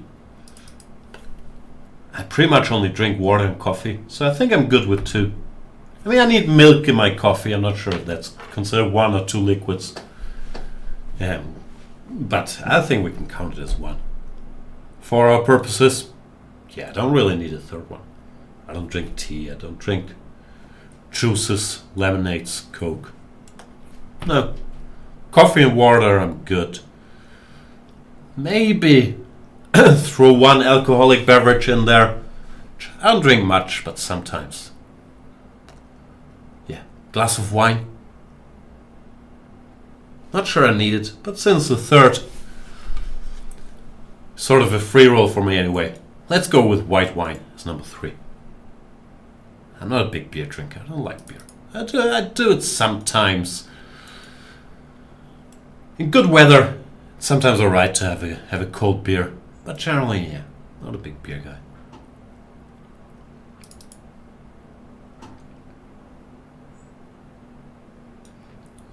No tea. I don't understand the point of tea. I understand this is a London tournament. And in England, people somehow haven't understood that you can just drink water. Now we need to heat the water and put tea in it. I don't know. It's just strange warm water. I never got it.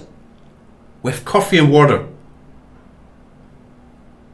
Who needs tea?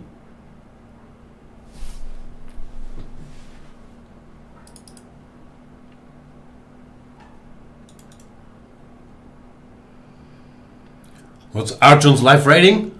I think before yesterday it was 2789. He picked up like 1 point yesterday, so it's probably 2790. If he were to win this, he'd be up to 2794, 95. So 2800 during this tournament, still very much in play.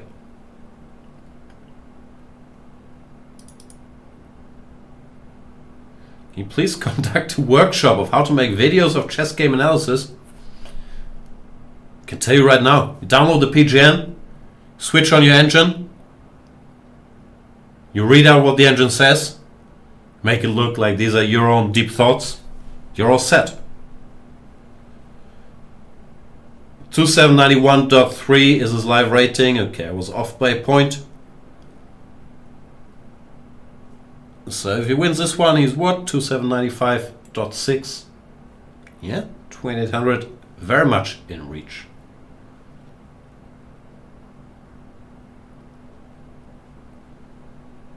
Technically, alcohol and water would be sufficient enough. Rest you can make with solid constituents plus water like milk powder.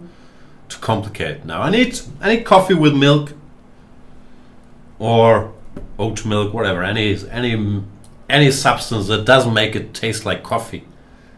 'Cause who likes the taste of coffee? So we need that, and we need water. Everything else sort of optional. Which software? PGN? PGN is portable game notation. You can download it from any chess site, Chess.com, Lead Chess, whatever floats your boat. Software, yeah, you can use whatever. You can use Lead Chess or Chess.com directly. You can use ChessBase. I'm having my little custom program here, which is called Live Chess Viewer, but it's no big difference. You might as well use the lead chessboard. You can use an engine in that one as well. c5, queen takes c5 played. In the Praggnanandhaa-Anand game, the bishops will get traded. Bishop g2, king g2. And now it's going to be the question how Anand approaches converting his extra exchange. This bishop is powerful, so it's not going to be simple. But since b3 is a target, I would think the most normal move is rook b7. Try to go after that guy. Computer still says it's not too bad. Something like queen c4, queen d7, rook c1. But long term, to me it looks very close to lost.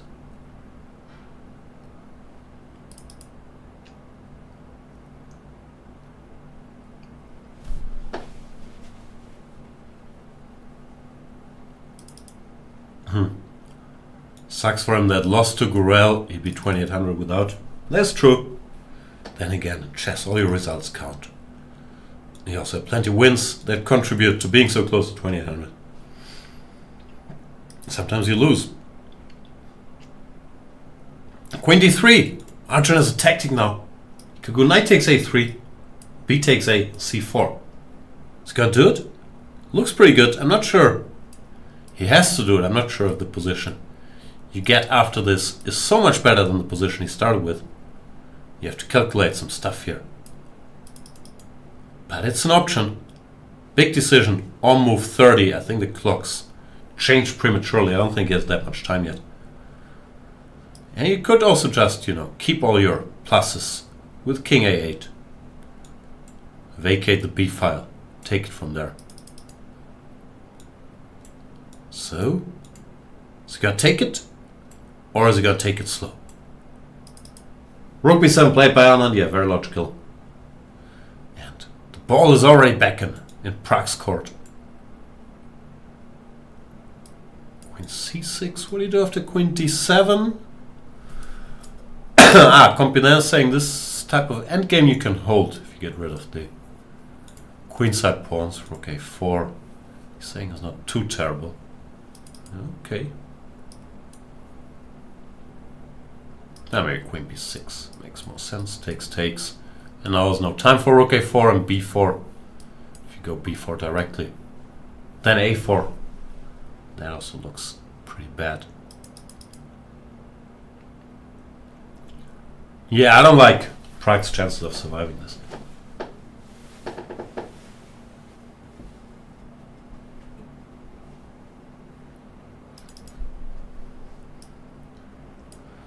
If knight b2 is also possible.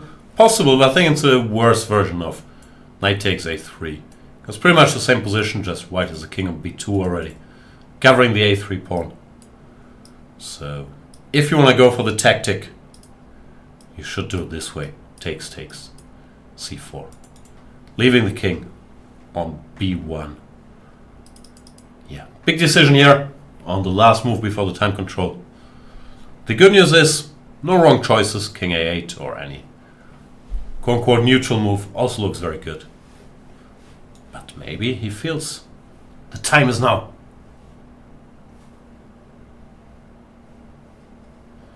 Shiva saying d3 to h7, Santosh.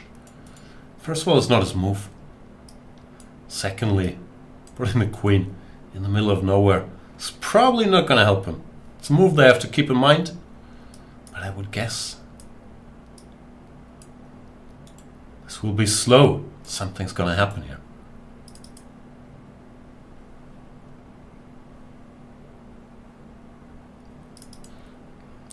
One thing you learn from Puzzle Rush is always do the tactic.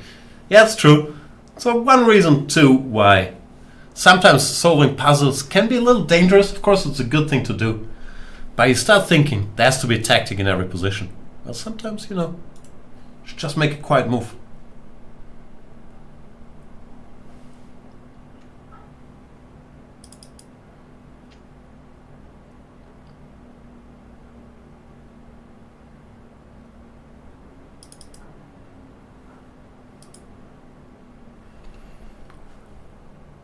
Arjun taking his time.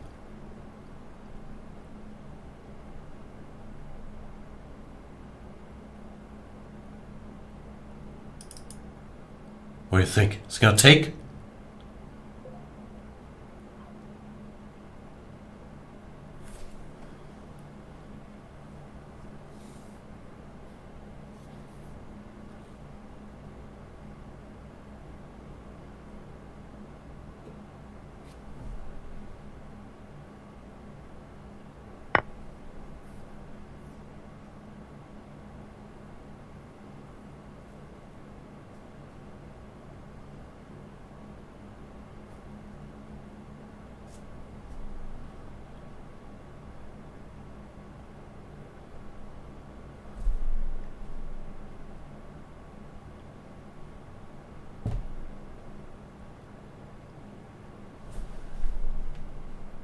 does take.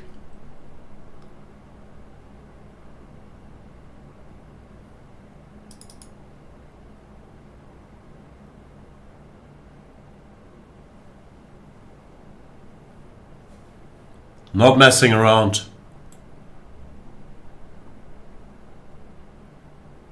Here we go. B takes A, pawn to C4. The good news for both is they will have time to calculate these complications, because they now are getting the extra 30 minutes. Bad news for Vidit is his position is probably just bad. Compy line is some sick stuff like this. I'd still be scared with the king on b7, but Arjun does not seem to scare very easily. Computer is also saying everything's under control here. Yeah, impressive game so far by Mr. Erigaisi. And Pragg is back to going into deep thought after rook b7. A lot of thinking for Pragg today. Yeah, this game did not go his way at all. But then again, he is a very resilient fighter. So, should he hold this?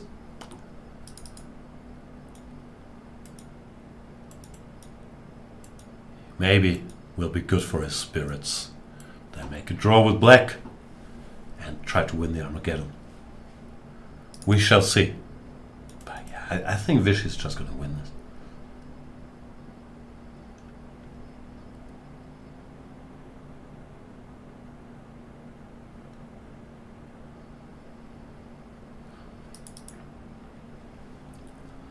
Vidit now has to choose a square for the queen.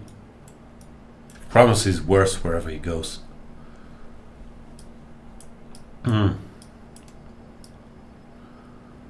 Black always seems to be able to grab this pawn.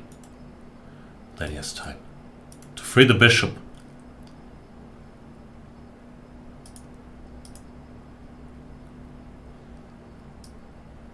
Something like this. What's going on? Queen a5, self-pin. That's sick, compy. Even for you. But yeah, queen e7 looks more normal. Keeping an eye on b4. No, everything's protected. Things are under control. Another impressive performance by Erigaisi. What's the pairing tree, by the way? Do you guys know? The winner of MVL-Abdusattorov is facing whom? The winner of Alireza against Sadwhani, which Alireza, of course, with a 3-point. Big favorite to make it out of here. Or who's playing whom? Currently, it looks like Arjun is in control of their matchup and Anand putting Pragg under great pressure. But there are more games to be played today.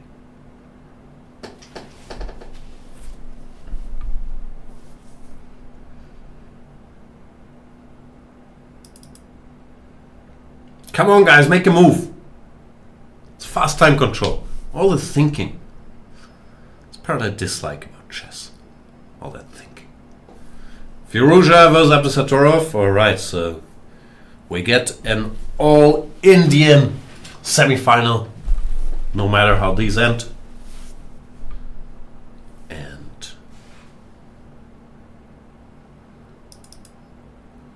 Alireza very likely will make the semi-finals, while Abdusattorov versus MVL, still anybody's guess. But MVL might regret repeating moves in a good position here with white. Sometimes those things come back to haunt you a little bit. We shall see.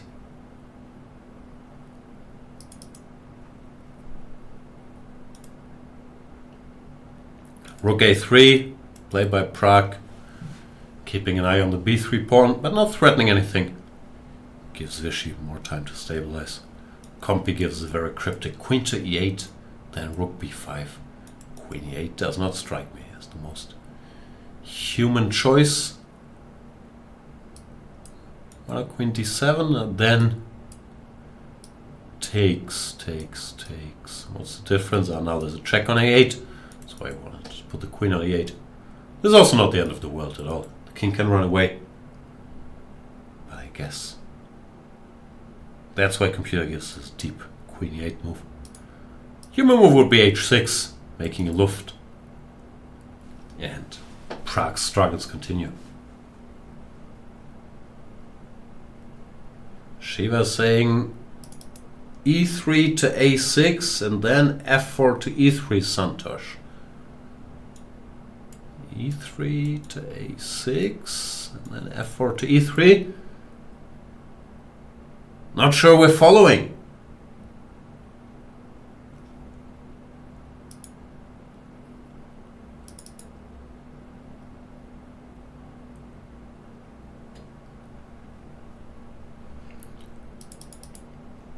Yeah. Unpleasant spot actually for Vidit to get extra time. Because here now he can spend a lot of time on where to put the queen, but there's no good solution. So likely he's just gonna spend another 10 minutes calculating, then just pick a move, because nothing seems to really work. Yeah, not a great situation to find yourself in.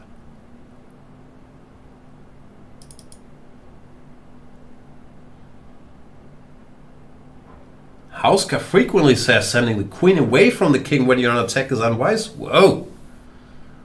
You should keep them close together? Huh. So not queen h7. Not wise.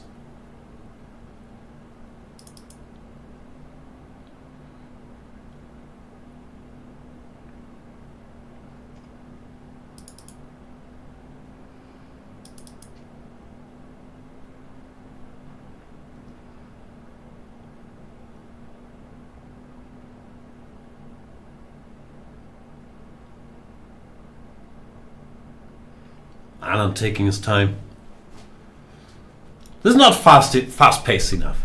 Can we make it less time for them? I understand we want it to be classical chess, but still, they have time to think. Just make an hour for the whole game. Feed it. Can we make that classical? We have this lull in the action after move 30. Ain't nobody get time for that. Queen e8 played. Anand is a machine. Finds the first computer move. Amazing. He's really on fire today. I saw this was the first line. I thought, okay, this is not happening. This move is too weird. We play queen e7 or h6. But no, here comes the queen. And after rook takes a5, now takes and rook takes b3. There's no check. And this position, I think you just win with black. Impressive stuff from Vidit-Anand. If I play some move, I don't know, h4, then you can go rook b5, cover everything, then keep improving your position. Jalil would like to avoid trading a5 for b3. Can't avoid it here, but I think you win this. Don't have to. This bishop is not a great defender. Once this queen and rook start going to work, the black king is safe. h6, king h7. I think you just win this.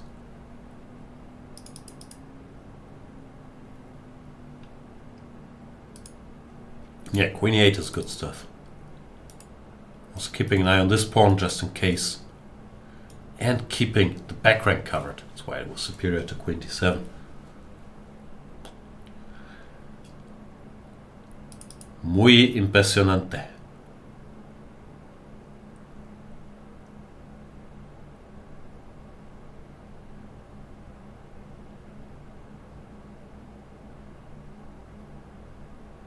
Chat, language question? Little off topic. What is smoking paraphernalia? I just got an email, some business proposal. No cursing, drugs, alcohol, or smoking paraphernalia. Huh. Can we do that? This is killer paraphernalia. I know what smoking paraphernalia is. Smoking accessories? What does it mean? I saw paraphernalia was like accessories, merchandise, something like that. Yeah. But what's smoking paraphernalia? Shiva saying A3 to A5 Prague. Shiva, I'm not sure you're helping them.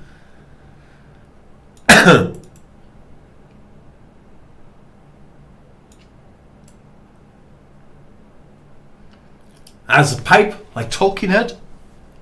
So I can't smoke a pipe during the video? That might be a deal breaker. I'm trying to get into the detective game. We're trying to solve the Raunak case and the Shevchenko case. I need a pipe. It's a context, yeah. It's I don't know, YouTube, Twitch partnership thingy. But their values include no smoking paraphernalia. And as a detective, not sure I can do that. Paraphernalia is related things, yeah, things connected to stuff. Nothing related to smoking. So does that include no white shirts? Because they could be paraphernalia for smoking. I don't know.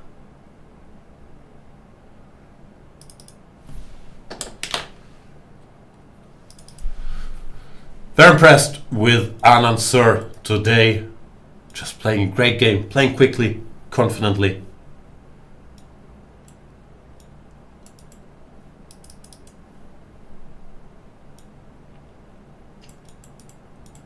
Yeah.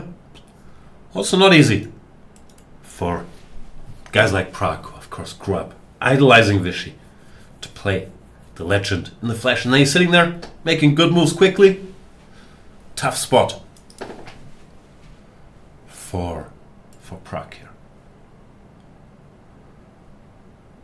Holmes needs his pipe.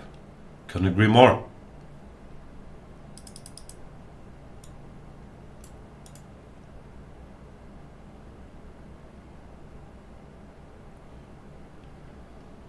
Nah, it doesn't say it explicitly, but I think no drugs covers Holmes' other activities.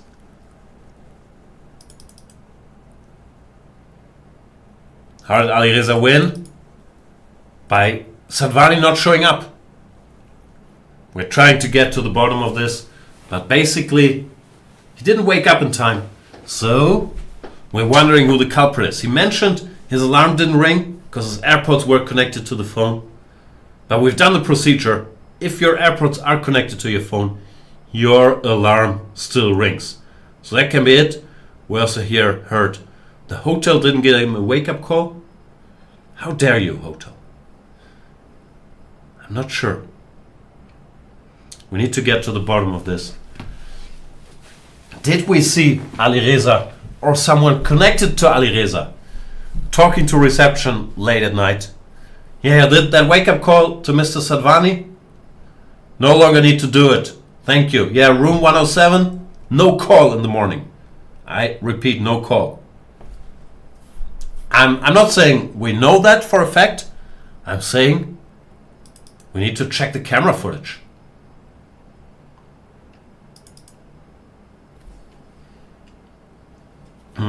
That's not too much to ask, is it?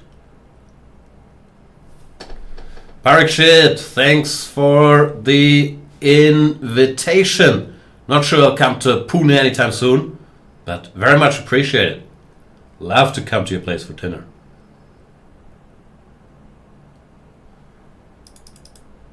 Queen b5 played.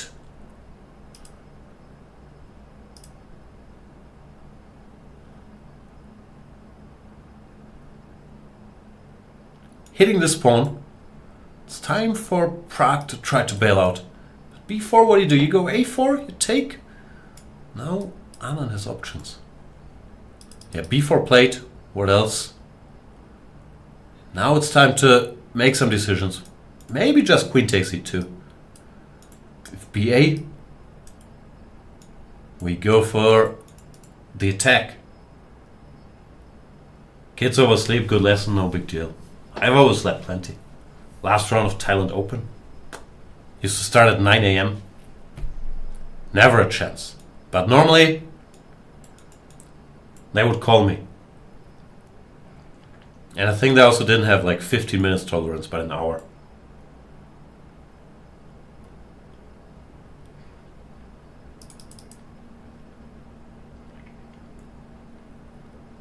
I once overslept a game, not sure this is a story to be too proud of, in New York City that started at 6 p.m. I made it there at like 6:45, yeah, an hour. But I'm not sure what happened there. 6 p.m. games should be possible to make.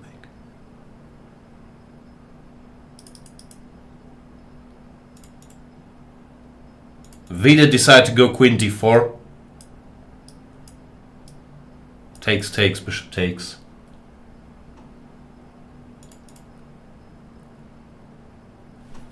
Yeah, there's nothing good here for white.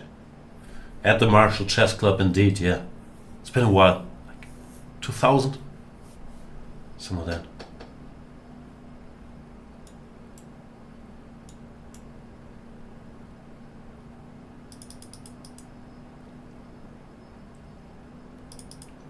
It's normal to be sleepy in the afternoon. It's normal to always be sleepy. It's my experience. Yeah, I've had this rhythm of taking naps at like 7 p.m. It's a bit late. Then you wake up at 9, still sleepy, but can't sleep again till 6 a.m. Not ideal. Paraphernalia means things. Why don't you write things? Things I understand. Paraphernalia, tough. I only know it from rap lyrics. This is killer. Paraphernalia.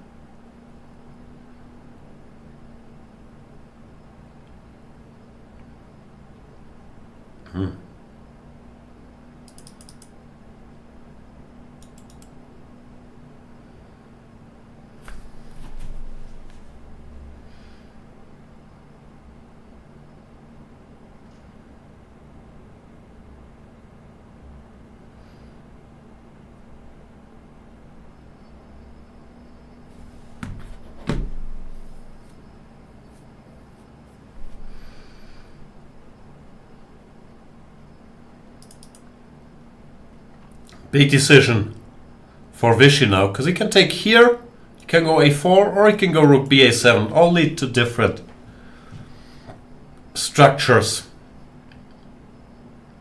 Setup, all keep an edge. I'm not sure. I think you start calculating queen takes e2. If that's just good, he's gonna roll with it. Check queen e4. Let's say f3, queen e2. Something like this. It looks like white should survive.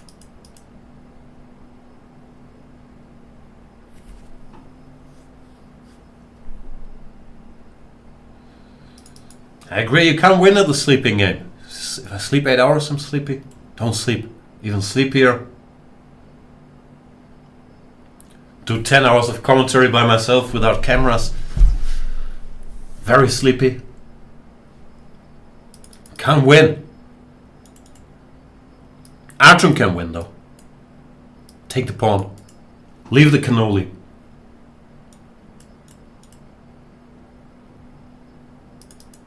Yeah. He made Vidit, who's incredibly strong, look very mortal so far in this game.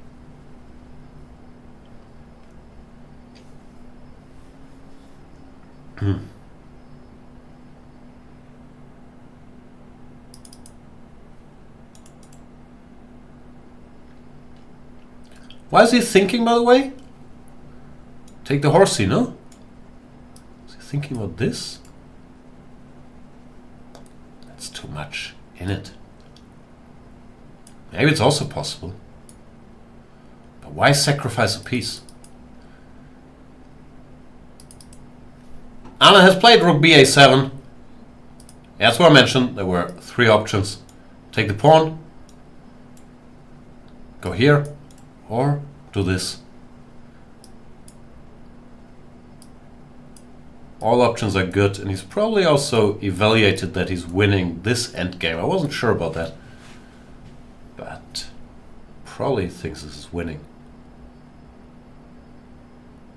Yeah, should be good chances, but I'm never sure about such things.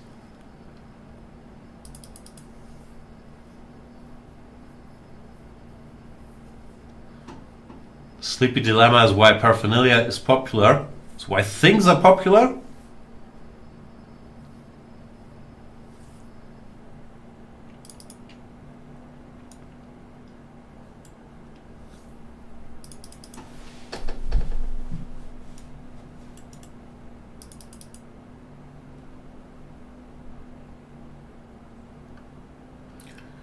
Rook vs Bishop possible. Rook vs Bishop is a draw, but there are plenty pawns on the board. So, of course. And I would try to keep some of those pawns. I would guess this is winning, but yeah, as I said, I'm never 100% on these things. You need to bring the king around to attack these weaknesses, and white can try to create some play while the king is on his big journey. So I'm never 100% sure, but since he went rook ba7, he probably is very confident. I'm wondering, could you take with the rook here as well? This looks a bit clumsy, doesn't it? Yeah, this is not ideal. Apparently you can go e4, fe, give some checks. And now there's enough counterplay. No, I think rook ba7 implies he's comfortable playing that endgame. And it does give you very good winning chances. Do I think calculation prevails over intuitive chess, or is the opposite? What are your thoughts? I don't know. Is there such a straight line to be drawn? Normally your intuition spits out some moves and then you calculate them, but you also can't calculate till the end. So it's always a combination, no? There were some studies that stronger players don't calculate more moves, but calculate better moves because their intuition spits out the right directions. I don't know. It's all words. Like, I like to use pattern recognition. I think that's the most important. Then if you want to call it calculation, intuition, whatever. Of course, there are guys that play slightly more by feel or by pattern recognition. Others that rely more on calculating. But I think it's always a combination of everything. So hard to say. Of course, we like thinking in stereotypes. Whatever. Caruana is a calculator. Magnus is an intuitive player. But Magnus calculates a ton, and Caruana spots a lot of patterns. I don't think this distinction can really be made. Queen b3. Interesting. Targets the pawn. Do you use the king?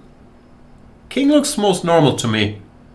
Just, trying to be economical.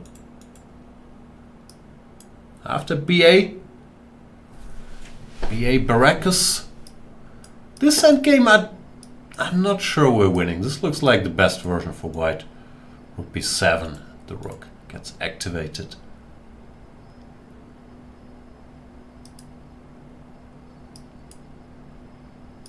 You can take here, but he refused to do so earlier. Kasparov relied more on calculation, Carlsen intuition. Yeah, like I said, those are very broad strokes. That's why I put Carlsen above Kasparov. So you don't value calculation. I don't know. It's just words. Magnus calculates a ton of stuff. Is Raunak sick or he missed the alarm? He's sick that he missed the alarm. Correct, chat. Experience is often mistaken for intuition. Yeah, experience. Use whatever word you want. Like I said, I prefer pattern recognition. Common denominator is people that are good at chess spend a lot of time on freaking chess to develop their, whatever you want to call it, intuition, pattern recognition, chess memory, calculation ability, visualization. A lot of words. Go get his calculator. Yeah, once again.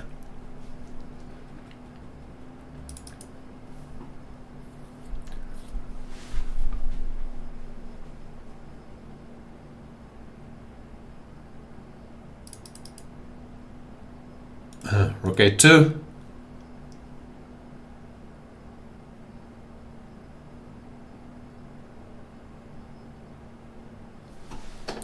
Good way to measure this will be to ask players to provide instant evaluations of thousands of positions and compare results. But why instant? Can't they have like a minute? I think then the calculators would have time to calculate. And intuition guys shouldn't have time to think. I'm not sure that's how it works, but it's an interesting experiment. Also, guys that work a lot with a computer, like I do, are normally good at evaluating the position because you're so used to seeing the computer evaluation on your screen, but you're less good at calculating because usually you let the computer do it for you, which of course makes your calculating muscles a little lazy. So that might favor clickers that are used to staring at comp evaluations. I'm quite good at guessing the evaluation, but it doesn't make me a great intuitive player. I just know the evaluation, but I have no idea what to do.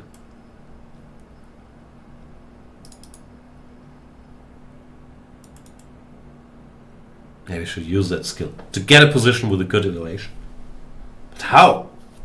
To calculate, right? Are there any GMs who learned the game as an adult? It's a common debate. I'm sure there are some historical exceptions. Everybody I know learned the game as a kid.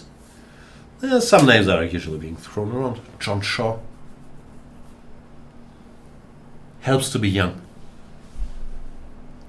But with this new wave of adult improvers, soon we'll have a wave of guys that learned the rule at 50, became grandmasters because of all the adult improving.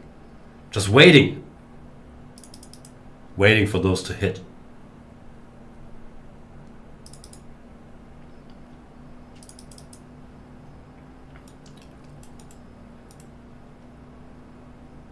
It seems like adults, we might not be that bright, right? Kids can learn stuff. Well, Anand is going for the endgame. He doesn't want any complications. But this is giving Pragg his best chance for survival. Okay, this queen e2 he didn't want because the a-pawn stays alive. But here, like I said, I think this is the best version of all this stuff that white can get. Might still give decent winning chances. But now, can we go rook e7? Rook e7 is a mistake. Oh, this is interesting. Because now there's rook a7, and white should not exchange the rooks, and you can't take here, because this gets trapped. Okay. So basically,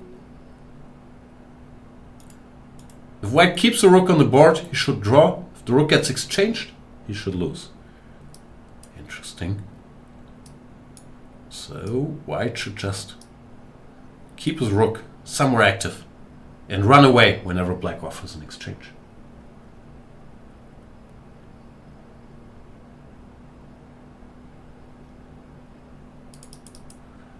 Pragg's still in there, but he only has 8 minutes to make it to move 50, and he still has to suffer. But apparently, if he keeps one rook, he should hang in there. What should Anand do? He should try to target these guys. The problem is that one rook always provides some counterplay. If black gets a little too funky. Yeah, I just showed this line far right. Like literally 30 seconds ago. Can't do this. Sadwhani overslept. Didn't show up for the game. So Firouzja won.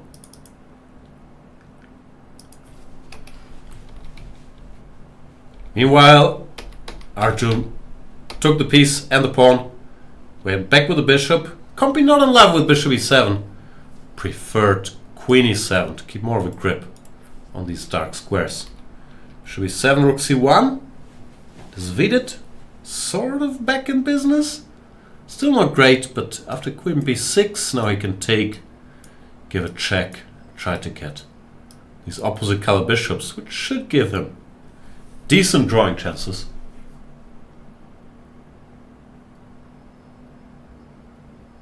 Which software we can use to record the screen when analyzing the game I explored, the PGN? Any software? OBS is the most common.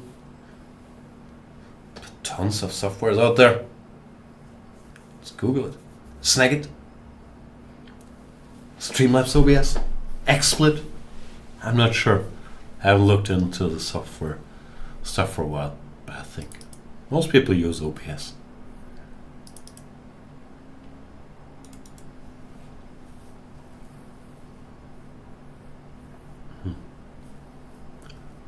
Thoughts on Fog of War chess as a serious competition? I have no idea what that is.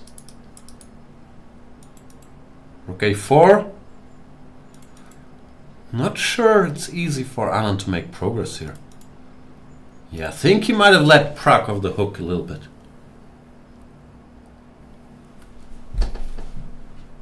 The great news for us is this looks like it's going to be a very long game with Anand trying to grind out the victory. And also Vidit now might make it to a worse endgame, which he can defend for a long time.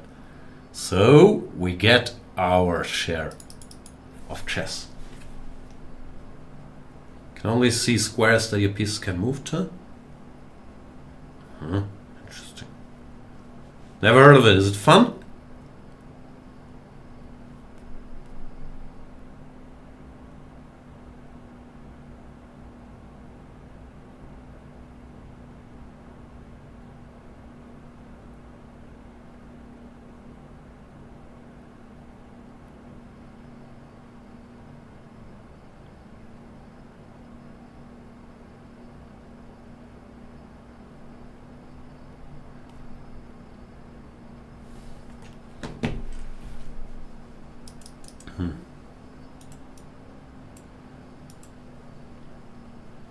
I'm feeling Pragg's gonna hold now.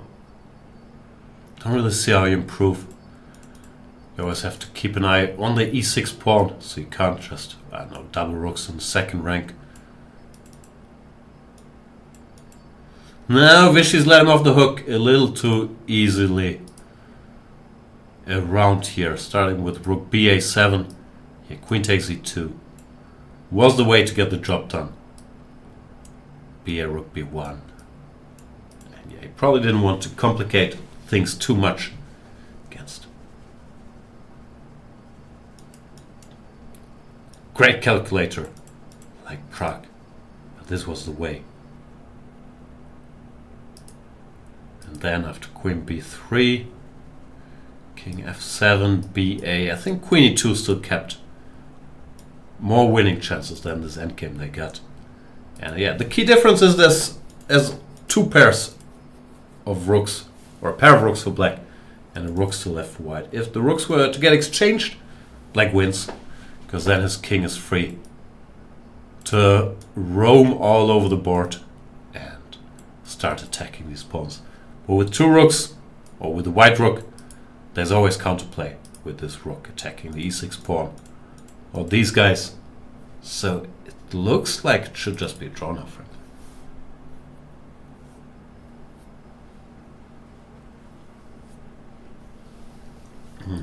Whenever you have two rooks versus one, it's good to trade and leave him rookless. Plenty of exceptions, but yeah, that's the overall rule.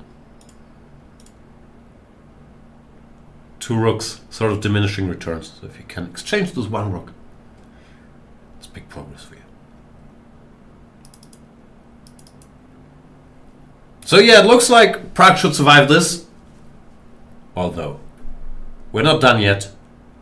Anand sometimes has a tendency, if he thinks, okay, I'm not going to win this, to just offer a draw and rest for the next game. But here, I think he should. He should try a little bit. This is far from a dead draw. But yeah. Seems like if you keep the rook, white should hold. The other game, Vidit-Erigaisi is now taking time after rook c1. He's won a pawn with his nice tactic earlier, but Vidit at least has somewhat stabilized his rooks. You have open or half open files to work with now. The knight can come here, so it's not clear cut at all. Yeah, and computer really dislikes his move bishop e7, saying go here. Stops rook c1, then can go queen b4 or bishop b4 according to circumstances with a much bigger edge.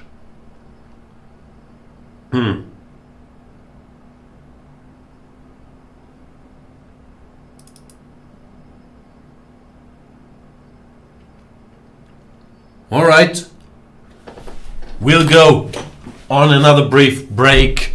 Doesn't look like the pace is very fast right now. 2 games still going.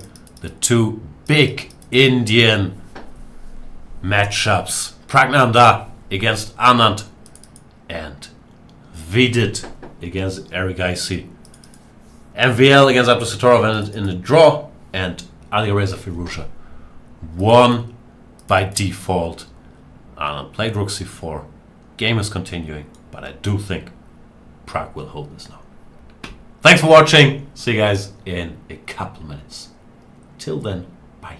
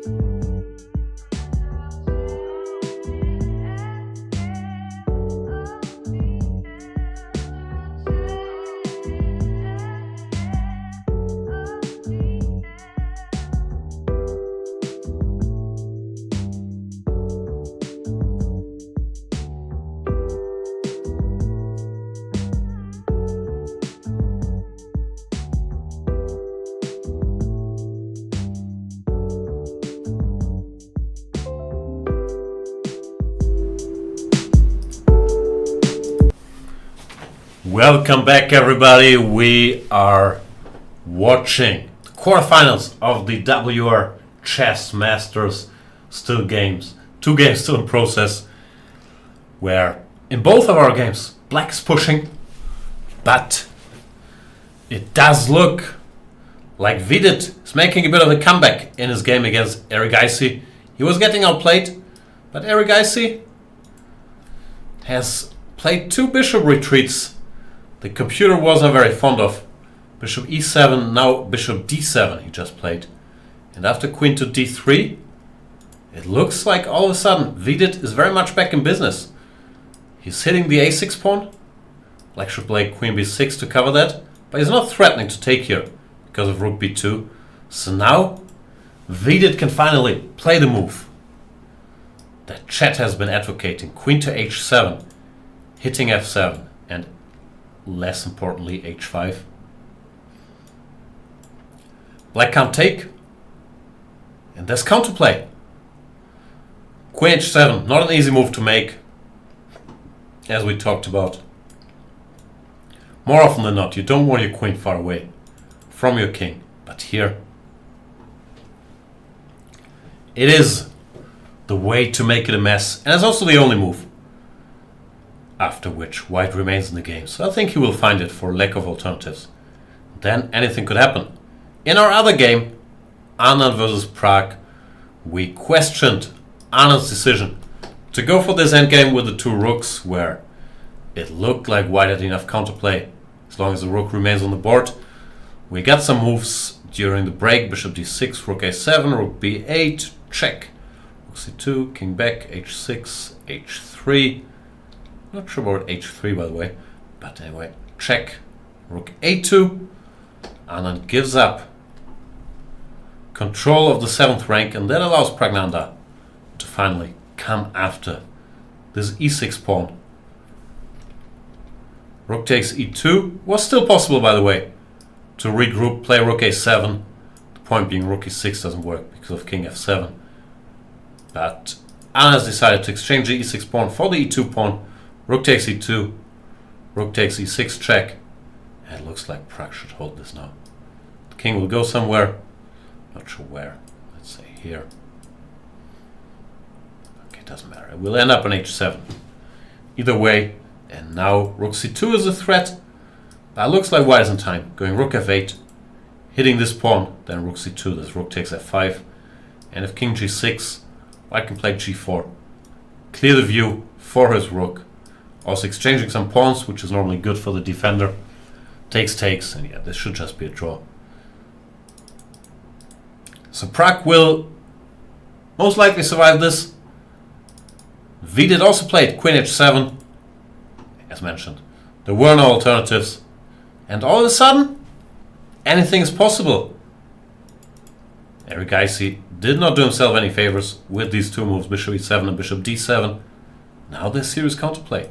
Try to hang on to the pawn, then the queen has time to eat this guy. The rook goes back. The queen actually has time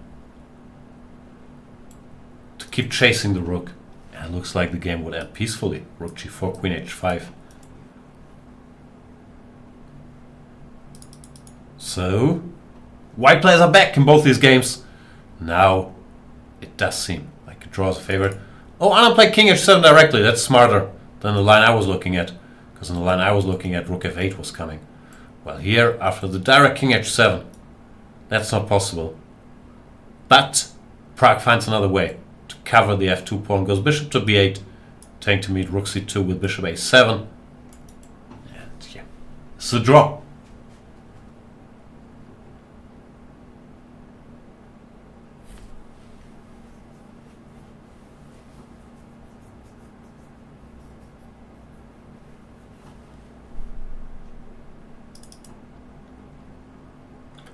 Rook a3 played to stop bishop a7, threatening rook a2.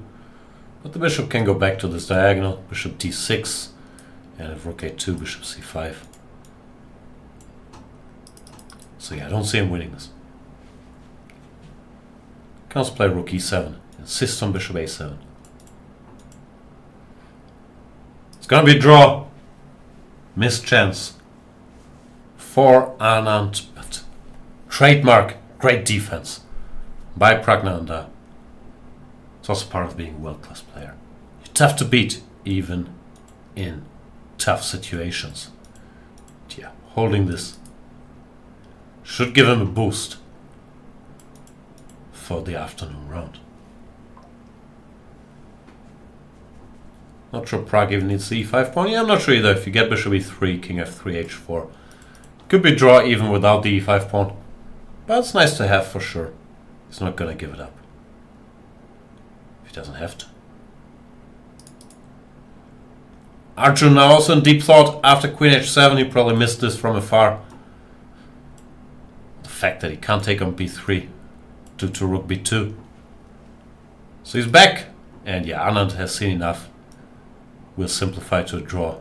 Like I said, if Anand believes he can't win anymore, he's often happy just calling in a game.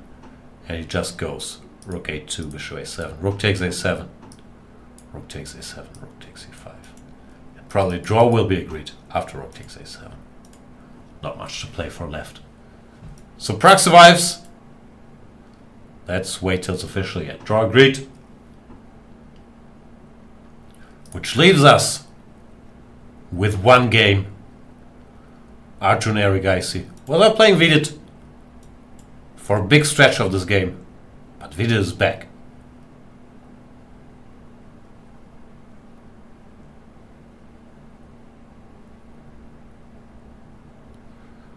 Arjun plays bishop b4.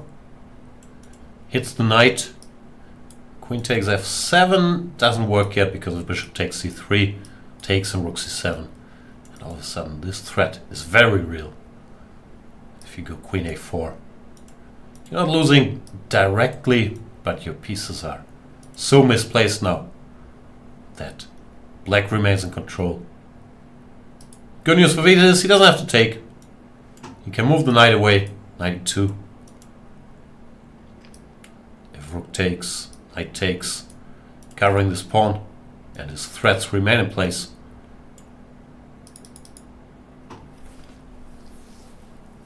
So, are we witnessing a comeback? It's even possible. Erigaisi will overpress here, thinking he must still be winning, when he's not. And here after knight e2, doesn't even look like black is better anymore.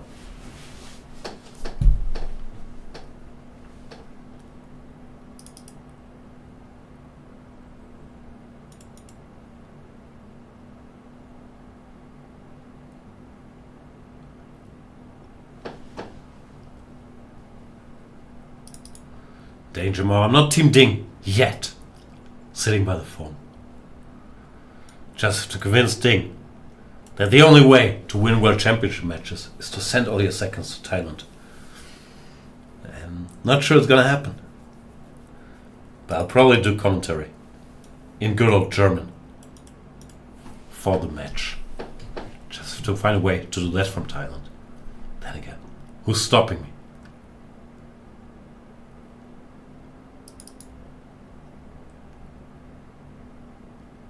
Knight e2 Vidit. Vidit.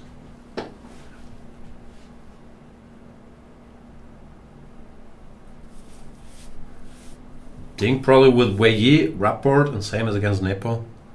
We don't know, do we?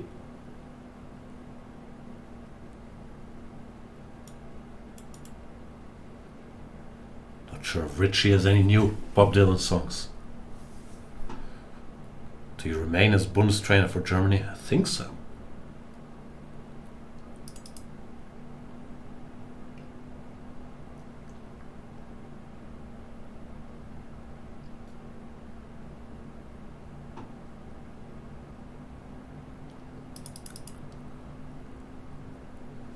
Time is running out. 7 minutes for Vidit. 11 for Erigaisi. They're move 37. Gotta make it to move 50. With that time, won't be easy. Speaking of time, my daughter should arrive home within the next 15 minutes-ish. I'm home alone, so I should try to figure out if she makes it. We will.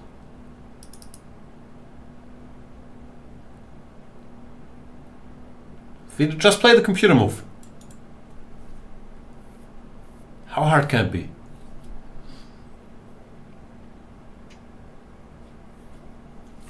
There it is, 92 played. He's played very well ever since the position. Got a little more concrete. He was outmaneuvered earlier. But now he's very much in business. And yeah, this position, there's some tendencies that black could overpush. Was much better earlier. His position still looks nice. He's a pawn up. There's no clear-cut way to keep an advantage, which is often a tough spot to be in.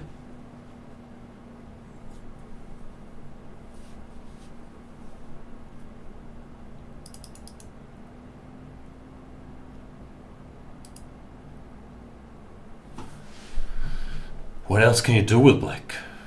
Rook c1 looks natural, but then knight takes c1, and all of a sudden white's position becomes very compact with his pawn being defended. Could go bishop c5. That's not threatening anything. And once again, you could take a pawn. No, Vidit's alright.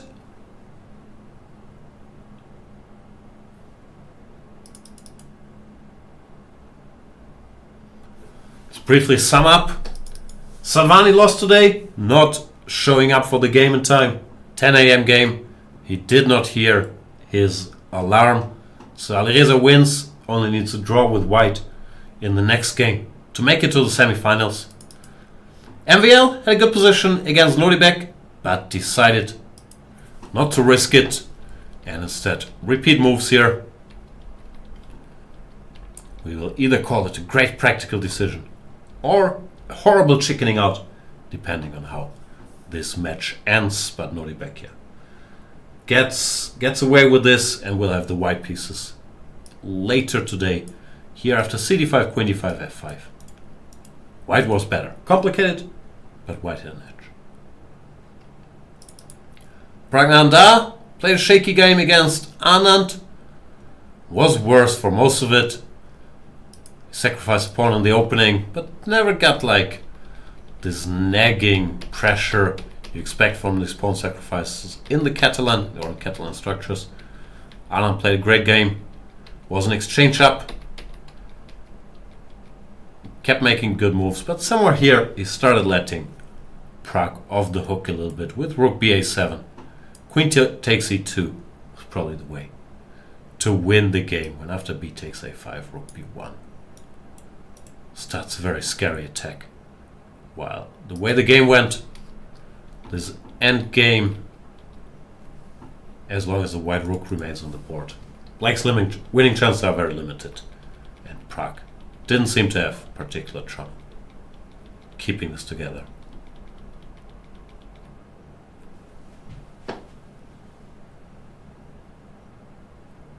Draw agreed. That leaves us with Vidit-Erigaisi, where Erigaisi chose a sideline in the French. Very sharp stuff. h6 followed by g5. And the strategy seemed to be paying off. They got complex position where he was slowly but surely outplaying Vidit, getting the two bishops. Very stable structure. Vidit played some moves that were a little slow, especially somewhere around here. He got a very bad position. But then, when it looked like Arjun was concluding the game with his nice combination, he started allowing Vidit back in, starting with bishop e7. Much stronger was queen e7, intending queen to b4. Black keeps complete control. After bishop e7, rook c1, bishop d7, also wrong according to the compy. Queen d3, very nice move. Targeting a6 and revisiting h7. Queen b6, queen h7. Vidit created some counterplay, and the position after knight e2 is the one they currently have on the board, where Arjun is burning his time looking for a way to keep the advantage, but it's not there.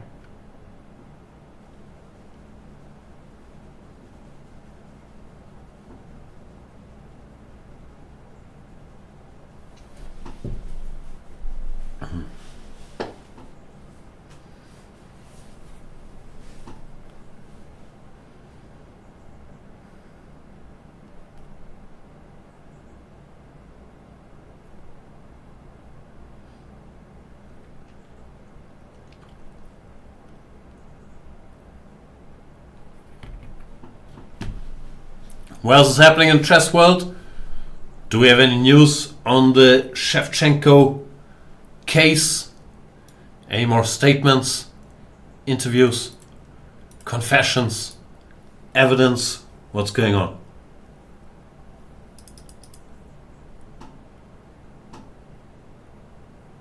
Looks like Archon is refusing to make a move.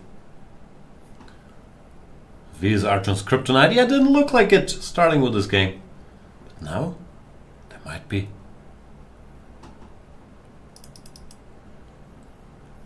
Might be a comeback. He's played rook to g8. Vidit will take. Then what do? Queen b5. This looks dangerous for black all of a sudden, doesn't it? Queen b5, knight d4. If rook d8, there's bishop g5.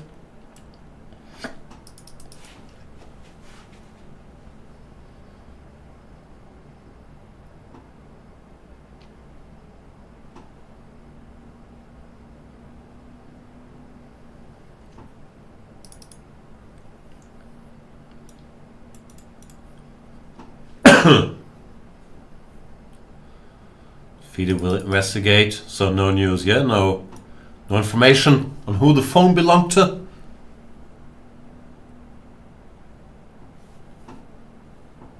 Queen b5 played.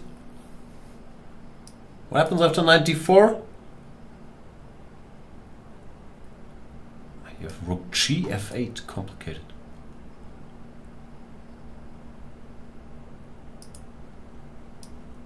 Thought check, but then rook ac2. Stuff's covered. d7 is still hanging.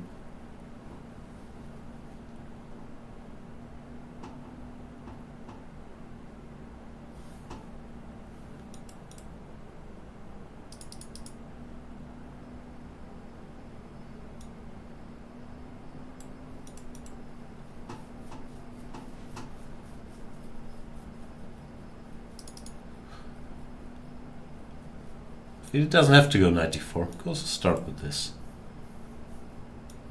to stop any checks, but he plays knight d4. A normal move. Now, apparently Archon has to find rook gf8. It's the only way to keep the balance.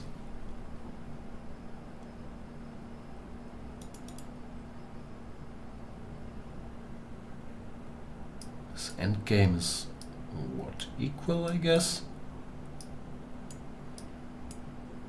Yeah, this looks drawish. And white could also go queen somewhere. Black has to hit it again. We could get a repetition of moves. We will see. But he didn't do it. He went queen d3 check. The more normal move. Rook ac2. And now Archon is in trouble. What a turnaround. Erigaisi dominates this game. But then the trend changed. Rook gg8, rook gd8, and now he's under pressure. Bishop g5 hits this guy. If queen takes d4, then rook takes c8. Ah, this is the way to do it. Rook c8, lose because of queen d7. So Vidit spots bishop g5. She should spot. He might just win this game. What a turnaround. Would be heartbreak for Erigaisi if he went on to lose this game from borderline winning position. Whoa.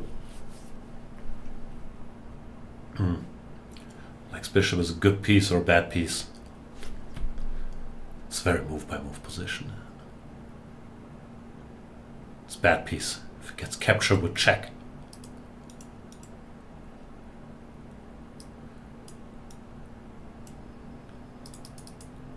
Yeah, a bit similar to the Nuremberg game. You're dominating, but then you miss some detail, and all of a sudden you're under pressure. That's very hard to readjust. Bishop g5 played. That's good news for Vidit. His moves are also relatively simple. Just hitting the rook. It looks like the best Black can do is just to move away and play this position and exchange down. But White will be better. And now Archon has to find king a8. f5's also, yeah, sad move to make.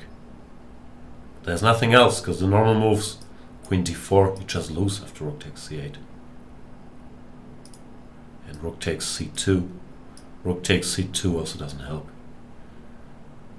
You can give a check, but after king a2, all your problems still remain.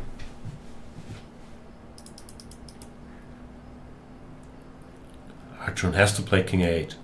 Arjun, don't make it bad. Most chess movies are bad. I haven't seen many. Fresh is a good movie with Samuel L. Jackson. If you want watch a good movie that has chess themes.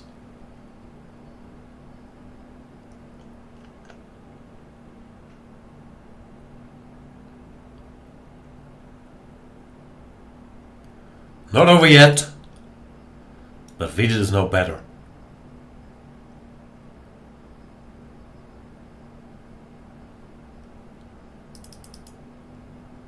People who don't play chess like chess movies? Which one? I haven't seen a lot. Searching for Bobby Fischer, people like? No, haven't seen that one. And Pawn Sacrifice? I don't think Pawn Sacrifice is a very beloved movie, but I also haven't seen it on the Fischer Spassky. King a8, played, only move, bishop d8, rook d8. Vidit is now an exchange up, but at least now he has to go on the defensive. Try to stabilize. The move to play is queen f2. Covers the knight. Not queen f4, because then rook f8 is a bit of a nuisance. Well, if he goes to f2, then he can meet. Now, this is all not so easy. Then he can meet rook f8 with queen e2. Queen takes d4. Queen a6. And if king b8, rook c7 wins. Well, this is complicated stuff, actually. And yeah, he doesn't go for it. He goes knight takes c6. Didn't want queen f2, rook f8, queen e2. Not easy. So he plays knight takes c6. But now, like some checks, no? Check. Is this a perpetual? Not a perpetual yet.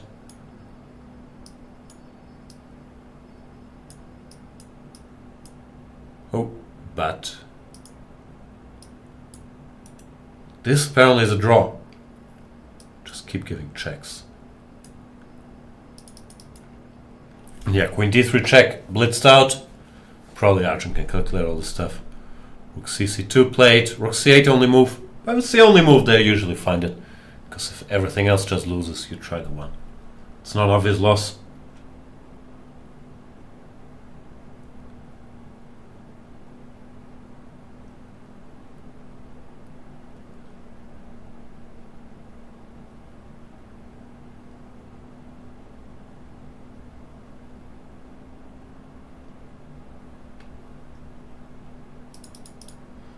But yeah, rook c8 strictly the only move. But I think he's gonna spot it. Takes. And he's in time to give a bunch of checks to hold the game. The king can't run, because here we can checkmate.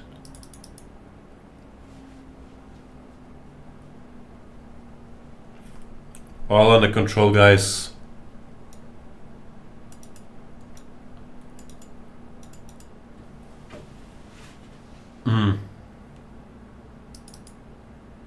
Yeah. Rook c8 played. Queen takes d7. This will now be a draw. Takes.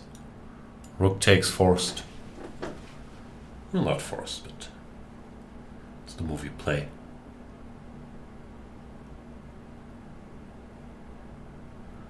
And it's perpetual after queen b3. Yeah, queen b3 blitzed out. Yeah, this game will be over in a minute. Rook b2, queen d3. There's no way to get off the checks. King c1, queen e3. King a1, queen a3. Promise, sometimes you can't cover with the rook, because you get checkmated, like here.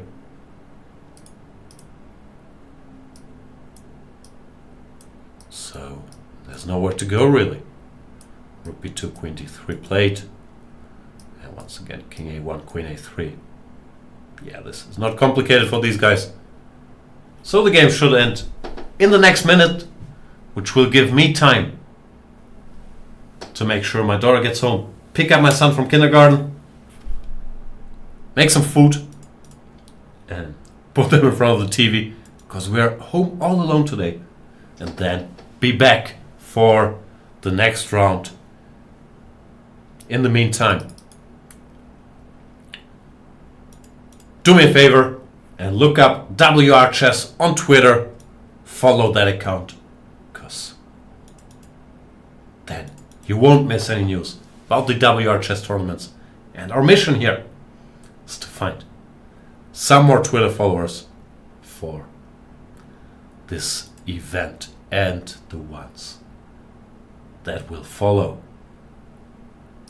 Queen a3 check. Rook a2, queen c1 would be bad news. So king b1 is forced, queen d3.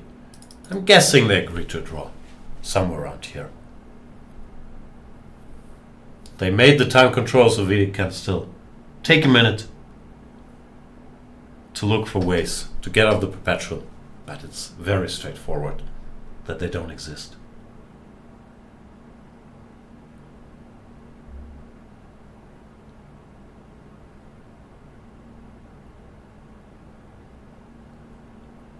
So this should be over.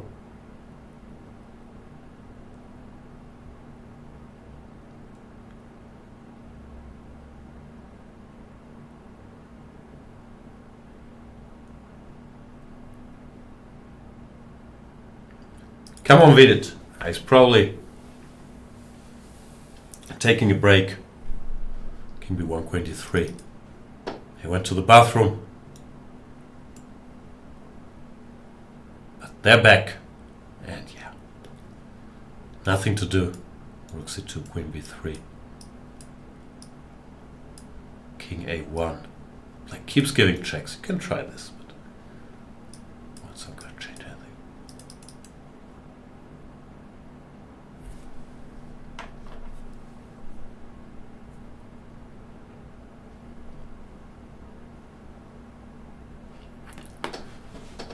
So it's going to be 3 draws today and a win by default by Alireza Firouzja. But this is only game number 1 of the quarterfinals. Game number 2 will be at 5 p.m. London time, 6 p.m. Central European time. So if you guys are in the mood for more chess, some exciting matchups in these quarterfinals, we can watch those together as well. Then in case of a 1-1, they will play Armageddon at 10 p.m. London time. Oh, doorbell is ringing. Sorry, I let my daughter in. This game is not officially over yet, but first things first. I'll be right back.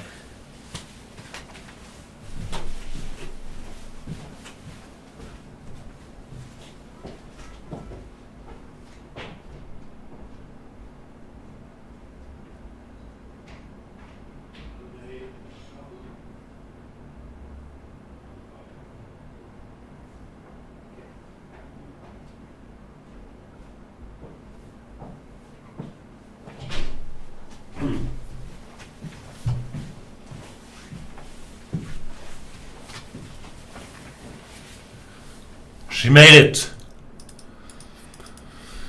To draw Vidit. Accept it.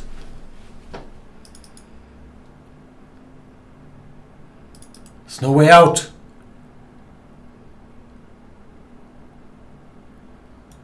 Rook here, check here. King here, check here. King here, check here. King here, check here. King here, check here. King here, check here. Yeah, it's fairly straightforward.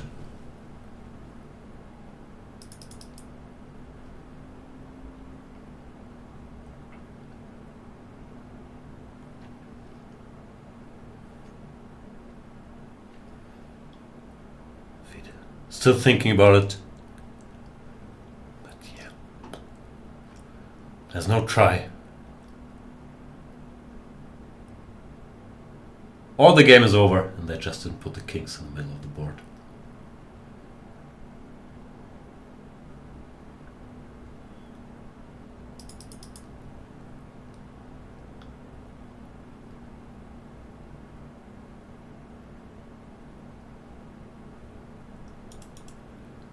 Yeah, maybe he needs a few minutes before accepting the perpetual, but that's less psychologically taxing. It's also not like he was winning all game. He was actually much worse for most of it. So usually that's a bit quicker once you see there's nothing to do. Just shake hands. But of course, it is allowed to think a little bit. Problem is black also has multiple ways to give a perpetual, like if you go here. This also is fine. So there's, yeah, nothing to hope for.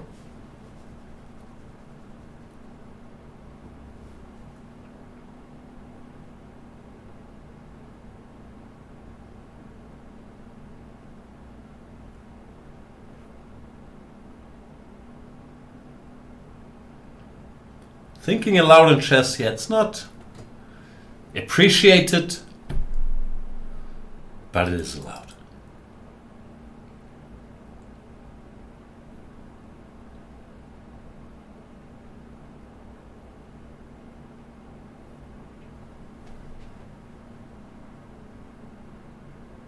Okay, we're not gonna sit here for half an hour waiting for you to go along with the perpetual. This game is gonna end in a draw. There's no way for white to deviate. And black should also not deviate unless he can give mate in 1. Rook c2 played. Queen b3 will happen.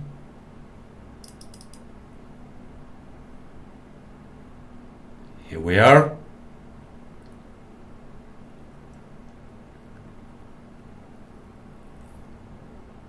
No, not more thinking. Come on, it's a draw. It's perpetual.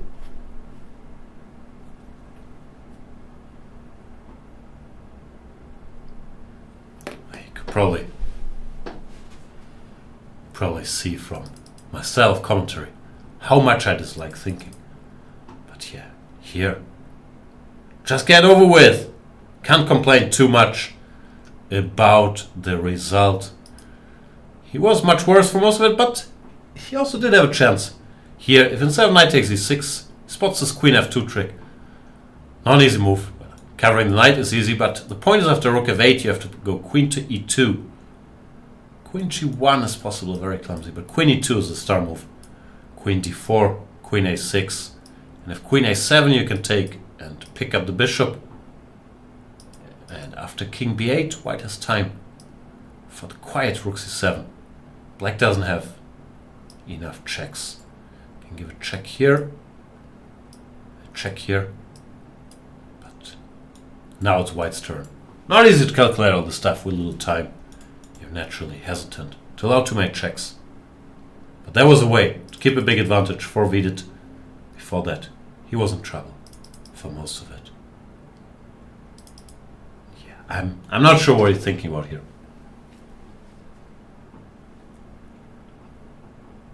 Can go here, then he gives a check. Can go here, then he gives a check. Can go here, then he gives this check. Here we go, rook b2. Arjun probably at the board, and yeah, queen d3, threefold repetition. Draw agreed. That means we have a draw in Vidit-Erigaisi, a draw in Praggnanandhaa-Anand, where Anand was pushing for most of the game.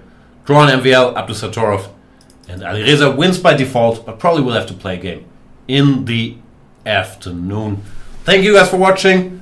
We will be back with round number 2 at 6 p.m., which is in what, 3.5 hours from now.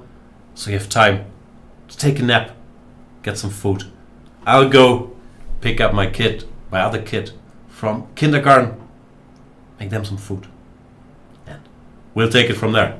Thank you for watching. I hope you're enjoying the show. Apologies for the lack of cameras and all that.